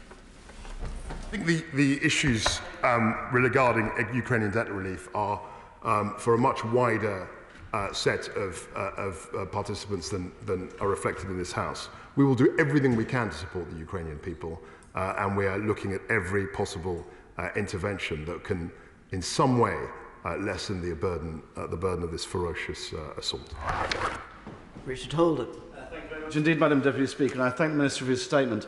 I think the sanctions today are an excellent next step in what we're doing to really clamp down on Russia's ability to fund its war machine. But my constituents have two questions. First of all is, how can they best support the government's actions with direct contributions themselves? And secondly, they also want to know, in their own interest as well, what the UK is going to do in terms of boosting our domestic oil, gas, coking coal supply to ensure that jobs are created here in the UK, but also that we reduce our dependence on other international players at this point. My honourable friend is absolutely right. The issue of critical minerals, the issue of security of supply could not be more important. That's why I've commissioned a critical minerals strategy. In terms of help that his constituents have offered and are very fulsome in their support, there are lots and lots of ways in which we can contribute financially and in terms of material. I organised or helped organise such an effort in my constituency early last week. My excellent party chairman, Mike Brennan, led that. But there are lots of ways we can help. And in terms of security of supply, absolutely, that's, as the Prime Minister has said, is really our most important consideration right now. Margaret Farrier. Thank you, Madam Deputy Speaker. The impact of banning Russian oil will come at a cost every day for people across the UK, and it's a price I'm sure they accept the necessity of due to this war by Putin on Ukraine. However, with an already growing cost of living crisis and soaring energy bills, what discussions has the Secretary of State had with the Chancellor about financially supporting green, clean and low-cost energy provision so it can be accessed faster and more broadly? My right honourable friend, the Chancellor, and I have, and our departments speak all the time about these issues. She will appreciate there's a spring statement. There was an extensive £9 billion worth of measures that my right honourable friend announced at the beginning of February. And we will be looking across the year to see how this market develops. But fiscal interventions, as she will appreciate, are a matter for my right honourable friend. Dr. Ben Spencer. Thank you, Madam Deputy Speaker, and I very much welcome my right honourable friend's announcement today. It can't be right that we're bankrolling the Russian state and war machine through buying Russian oil and gas, and I'm glad that we're moving to fix this at pace. Now, he will know that we import quite a lot of aviation fuel from Russia, and his department's done fantastic work in developing sustainable aviation fuel and manufacturing in the UK. Will he use this as an opportunity to drive forward that even at greater pace to set up SAF in the UK? My honourable friend raises a really important point. I mean, in this dismal prospect in terms of the ferocious aggression, the violence that we're seeing, one of the things that we are thinking about is a more sustainable future. And actually, one of the very thin silver lining on a very dark cloud is the fact that we are talking about resilience, we are talking about sustainability, and I'm absolutely delighted to be working with my honourable friend and right honourable friends in the Department for Transport to make sure that we can accelerate the adoption of sustainable aviation fuel. Rachel Maskell. Thank you, Madam Deputy Speaker. The pace by which we divest from Putin's fossil fuels is important for stopping this war. And as a result of that, in wars past, we've upscaled our manufacturing in order to see the retrofit and also the renewable industry, which could really be not only the saviour of the Ukrainian people, but also the saviour of our planet. So would he not scale up, but also lead an alliance of countries which need to make that urgent diversification in order to ensure that we bring this pain on Putin's regime as quickly as possible? The honourable lady is absolutely right, and we've got to work internationally across countries and come up with an alliance that can confront Putin in this way. And that's why we're having a G7 energy ministers meeting tomorrow, an extraordinary meeting of the energy ministers. However, I should say that it is relatively easier for us and American colleagues to be able to shut ourselves off this dependency than from colleagues in Europe who are far more dependent on Russian gas and hydrocarbons. Dr. James Davis. Thank you, Madam Deputy Speaker, and I welcome my right honourable friend's statement on a ban on Russian oil imports. Would he agree with me that the increasing need for self-reliance of energy sources means that it's right that we invest in renewable energy schemes in this country, but also particularly including the possibility of a large tidal range facility in North Wales? I hear the clamours for the tidal range facility in the Vale of Clwyd. I'm very, very sympathetic towards it. And my honourable friend will be good enough, I'm sure, to acknowledge that for the first time ever in this fourth auction round, we do have a tidal stream auction pot. And we are absolutely committed to doing all we can to further the development of marine renewable energy. And finally, Deirdre Brock. Madam Deputy Speaker. The Secretary of State said that he was 100% behind renewables at the dispatch box then, and he has mentioned the tidal stream pot, but I would like to see him offer so much more support for tidal energy schemes, which Scotland can play such an important role in, and is such a cleaner, greener and cheaper alternative to nuclear. I recognise, thank you, Madam Deputy Speaker, I recognise the Honourable Lady's commitment to tidal stream.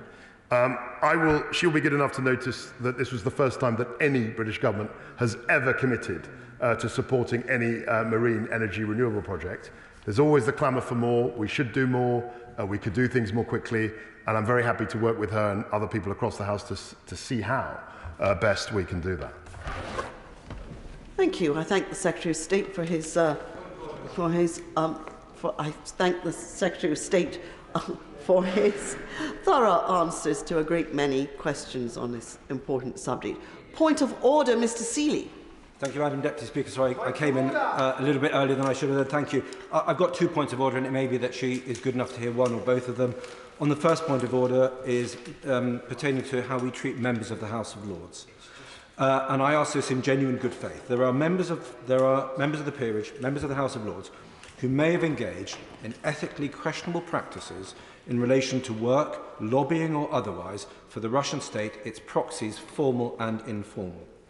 We are not, maybe for good reason, maybe not, we are not allowed to name those members of Lords during the debate, for example on lawfare or lobbying or enabling, and to do so requires some kind of special motion.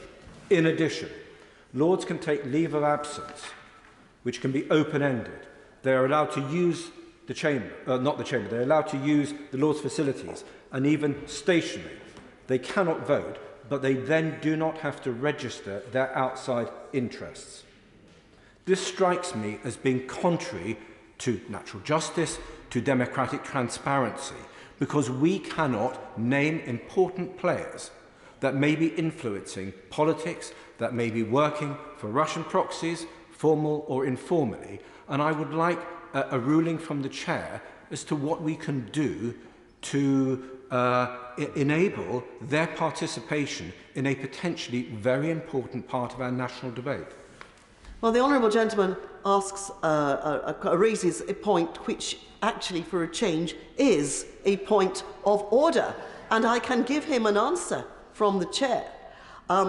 If indeed the situation were, as the honourable gentleman describes, that it is not possible to question the conduct of a member of the House of Lords in this place, then that would indeed be contrary to our usual democratic practices. I'd be grateful if the honourable gentleman sitting next to him would just perhaps listen.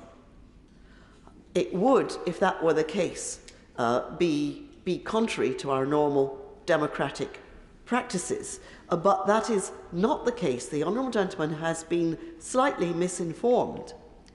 It is improper and contrary to our rules to raise in a general debate or in a question and without notice the conduct of a person, either of this House or of the other place.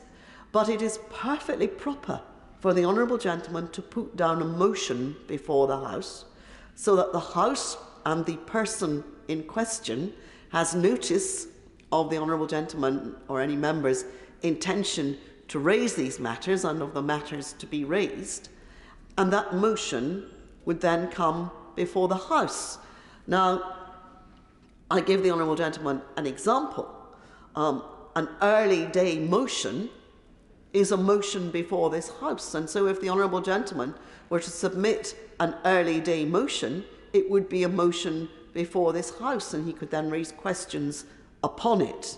There are other ways of putting down a substantive motion. For example, he could go to the backbench Business Committee and ask for time in the chamber to debate the conduct of a member of the House of Lords if it were on a motion before the House. And I very much regret that people now don't understand these. I don't blame the honourable gentleman, who is assiduous in his duties, but that many members don't understand what the procedures of this House are, and they don't understand what an EDM is. They think it's something to be brought forward by a pressure group and get hundreds of signatures as if that made any difference. The fact is that an early day motion is a way of putting a motion before this House and thus giving notice to anyone affected by it and anyone interested in it to the fact that it's a motion before the House. The honourable gentleman can, of course, get further advice on this from the table office, and I'm sure that the clerks would be happy to help him draft any motion. I'll take his further point of order if he wishes. I'm so grateful for that. Can I just check? My worry with the backbench thing is it can take a month or two to get, although there can be, maybe you can one can persuade them of a greater need. But the early day motion is, and you correct me if I'm wrong, because I've never used early day motions, simply because I think they're sort of PR vehicles. But an early day motion doesn't result in a debate in the House. And what we need is a debate in the House on these matters, in part because it's covered by privilege and the importance of, frankly, using that in the public interest.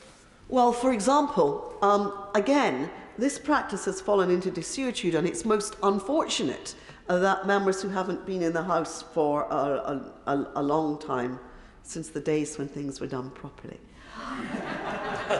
When was that? Name a day.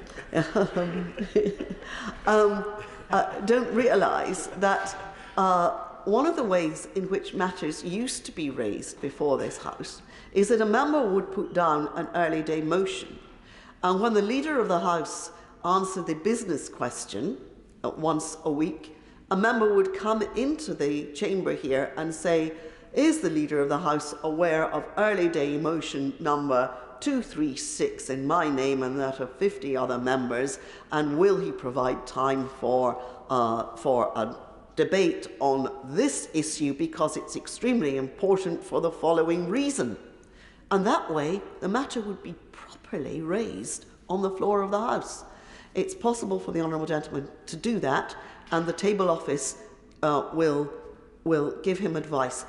If it turns out that he has to wait 2 months, come and see me and we'll work out another way of doing it, because it's absolutely essential that matters of urgency and importance and topical importance can be raised on the floor of this House, and it's only because people don't have the proper advice on procedure that it's not being done properly. It's not because any standing order or any rule of this House prohibits proper debate.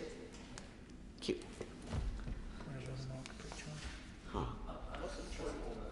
Oh, point of order, Mr. Pritchard.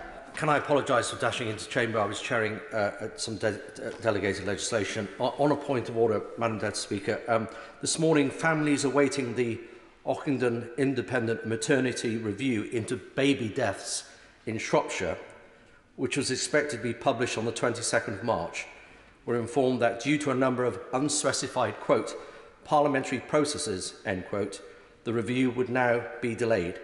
As you can imagine, Madam Deputy Speaker, this is causing my constituents significant concern and added anxiety. What advice can you give me about ensuring this important review is published as quickly as possible? Thank the honourable gentleman for his point of order, and I think he gave notice, but not long ago, of his intention to raise it, and therefore I have not had the opportunity to inquire and can't answer his question about what the parliamentary processes are to which he refers. But I can well understand his concern and the concerns of his constituents that this extremely important matter should not be delayed longer than is necessary. I would suggest that perhaps he ought to speak with the clerk of the journals, who could advise him about the parliamentary processes and, if necessary, how they can be speeded up. We all appreciate that it's important that this matter should come as soon as possible before the House. Thank you. You would like to make, if the honourable... No. Another point of order, Mr. Seeley. Thank you very much indeed. Since the debate on lawfare and some of the debates on Ukraine last week, a number of lawyers have written what I consider to be intimidatory letters to national newspapers, including the Daily Mail. One firm specifically has implied, it's Harbottle and Lewis, if I understand correctly their letter, has implied that reporting of debates in Parliament can be, quotes, unlawful and seriously defamatory. They are relating to statements made by me in the House, but also made by the good Lord Rooker, if I'm allowed to name his excellent work. And they have said to the Mail that reporting our words outside the House can be unlawful and seriously defamatory. Would Madam Deputy Speaker like to say anything about this? Because it seems to be that not only are we dealing with a very aggressive culture in the law, but not only trying to intimidate members of the Free Press, they're now trying to intimidate members of Parliament. I thank the honourable gentleman for his point of order, which again is a point of order, so I have no objection to him raising two proper points of order within a few minutes of one another. It's all the spurious points of order to which we object.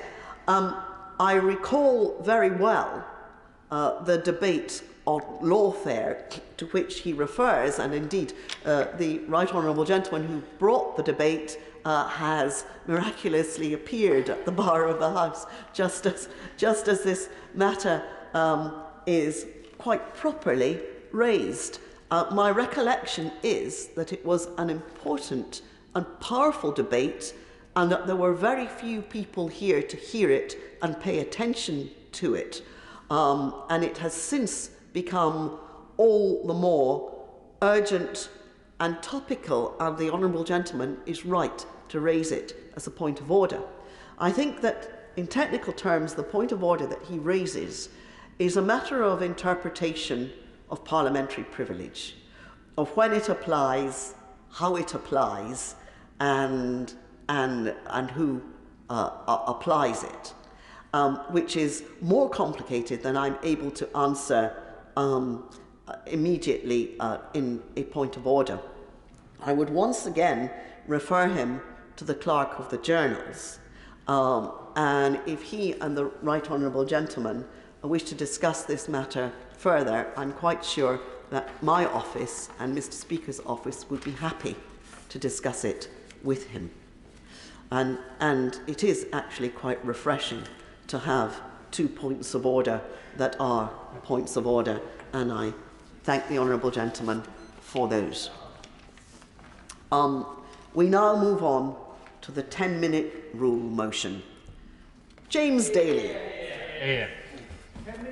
Madam Deputy Speaker, I beg to move that leave be given to bring a bill to make provision regarding pets with microchips and for connected purposes. Madam Deputy Speaker, the reason I am stood here is because of Gizmo and Tuck. Gizmo was a cat and a much beloved family pet. Gizmo died when she was 15 in a car accident on the 17th of July 2016, and in the words of her owner Helena, was disposed of like a piece of trash.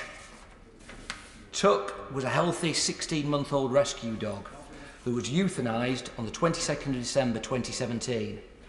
Tuck was not scanned prior to euthanasia and was presented by an individual who is not his keeper. My bill, Pets Microchips Bill, would introduce statutory requirements upon local authorities and veterinary surgeons to address the failings highlighted in the stories of Gizmo, Tuck, and many, many much-loved pets, too numerous to mention today. Part 1 of the bill would introduce a legal requirement for veterinarians to scan for microchips before euthanizing pets. I am delighted that the RCV, CJ, last year updated its code of professional conduct to require that before euthanizing an otherwise healthy dog, veterinary surgeons must first scan the animal for the presence of a rescue backup. While this is a most welcome development, I believe this duty must be put on a statutory footing rather than at the discretion of the veterinarian. Part 1, bracket 2, would require the veterinarian to scan the pet upon first presentation and contact the registered owner or rescue backup. It is crucial to highlight the importance of rescue backup. Rescue organisations and breeders register their details on the original database as a secondary contact as part of the adoption contract or bill of sale. In times of vulnerability, the secondary contact is there to prevent the animal from being unnecessarily euthanized and alert the veterinarian that an alternative is in place. This also allows the rescue or breeder to remain a constant presence and provide support to the pet should it be abandoned or sold without the rescue organisation or breeder's knowledge. If the adopter or owner does not keep the information registered on the microchip up to date, the secondary rescue backup information will enable the rescuer or breeder to be contacted in all circumstances. As I have said, despite the change in the RCVS code, the scanning of microchips prior to euthanasia remains at the discretion of the veterinarian and is not a legal requirement. Animals can still be subject to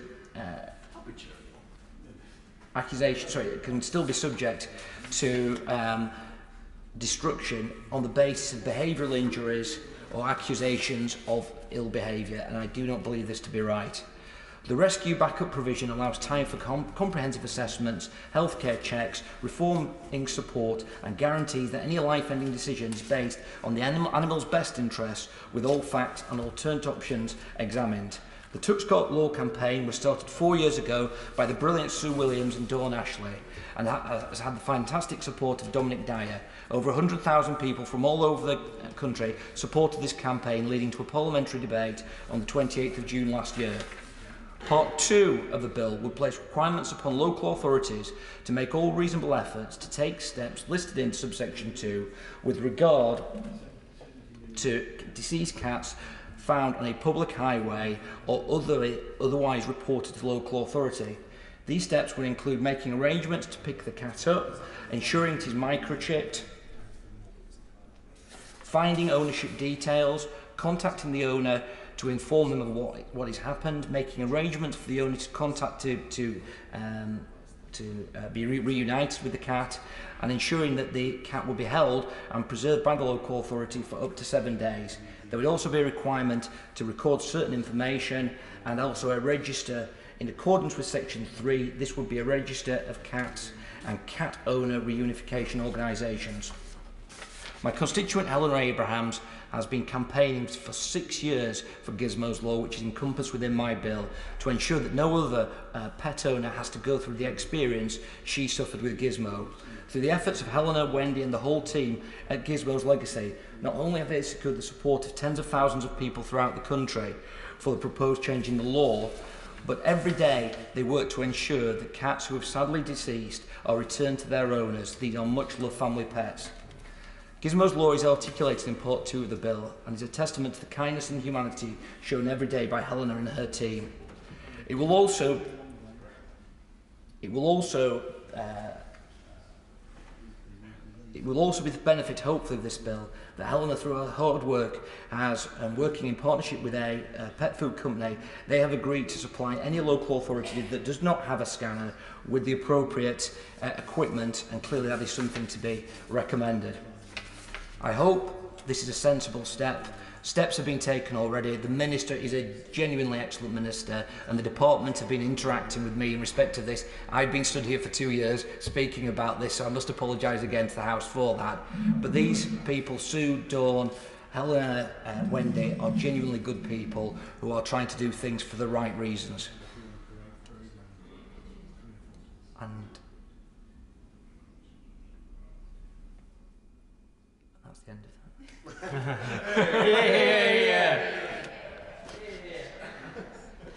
The honourable gentleman certainly held the attention of the House there.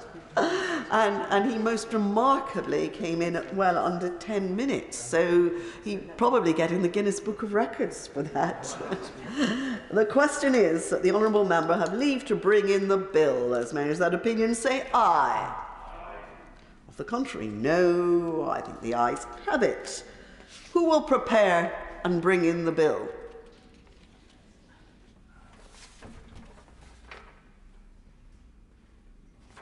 I do apologise, Madam Deputy Speaker.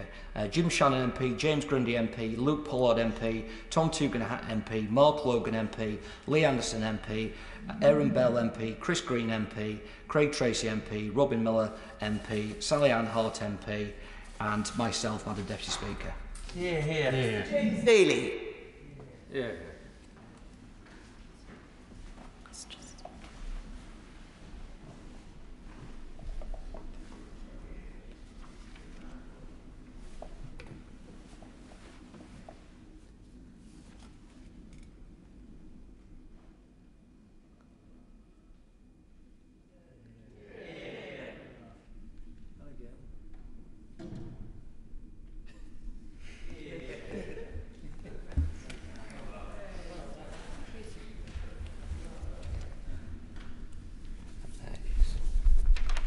Thank you. Pets microchips bill. Second reading what day? Friday the 18th of March. Friday the 18th of March. Thank you.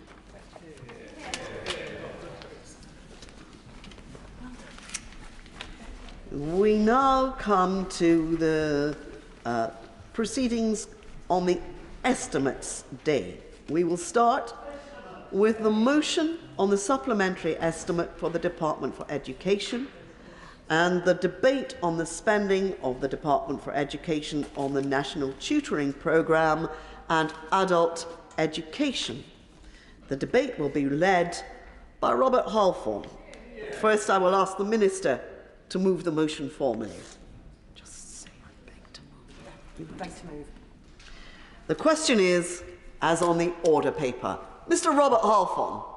Thank you, Madam Deputy Speaker, and I thank the Backbench Business Committee for granting this debate, but particularly thank my honourable friends and members of the Select Committee, first the member for Liverpool Riverside for co-sponsoring this important debate, but particularly the member for Penistone and Stockbridge, who is a brilliant member of the Education Select Committee, and I appreciate all the work that she does. Just to reassure the whip on the front bench, I'm fully supportive of the estimates today, and I'm sure I reassure the Minister as well on that. What I'm trying to do in this speech is to recommend things that I think could be improved, and also to argue actually that whilst extra money has been raised, what we need to do is ensure we have value for money, and that money is spent well, and I hope the government sees my remarks in that way, in that spirit. Now, in last year's autumn budget, the Chancellor and the Education Secretary set out a vision of support for schools, skills and families. And of course I agree with that. I think it is very important to focus on those three things, but I also think that something needs to be added, which is social justice. I believe in the fundamental challenges facing education right now. Of course, there are these important things: recovery from the COVID-19 pandemic, addressing social injustices, and early years intervention. And I see the my right honourable friend, the member for South Northamptonshire, and know she is an expert on this in Parliament and does so much to ensure that the government focuses on early intervention. I should also say that it's important as I open this debate to thank the teachers and support staff in schools and colleges in my constituency of Harlow who do so much to keep pupils learning, who've worked incredibly hard during the pandemic, and also, of course, teaching and support staff around the country.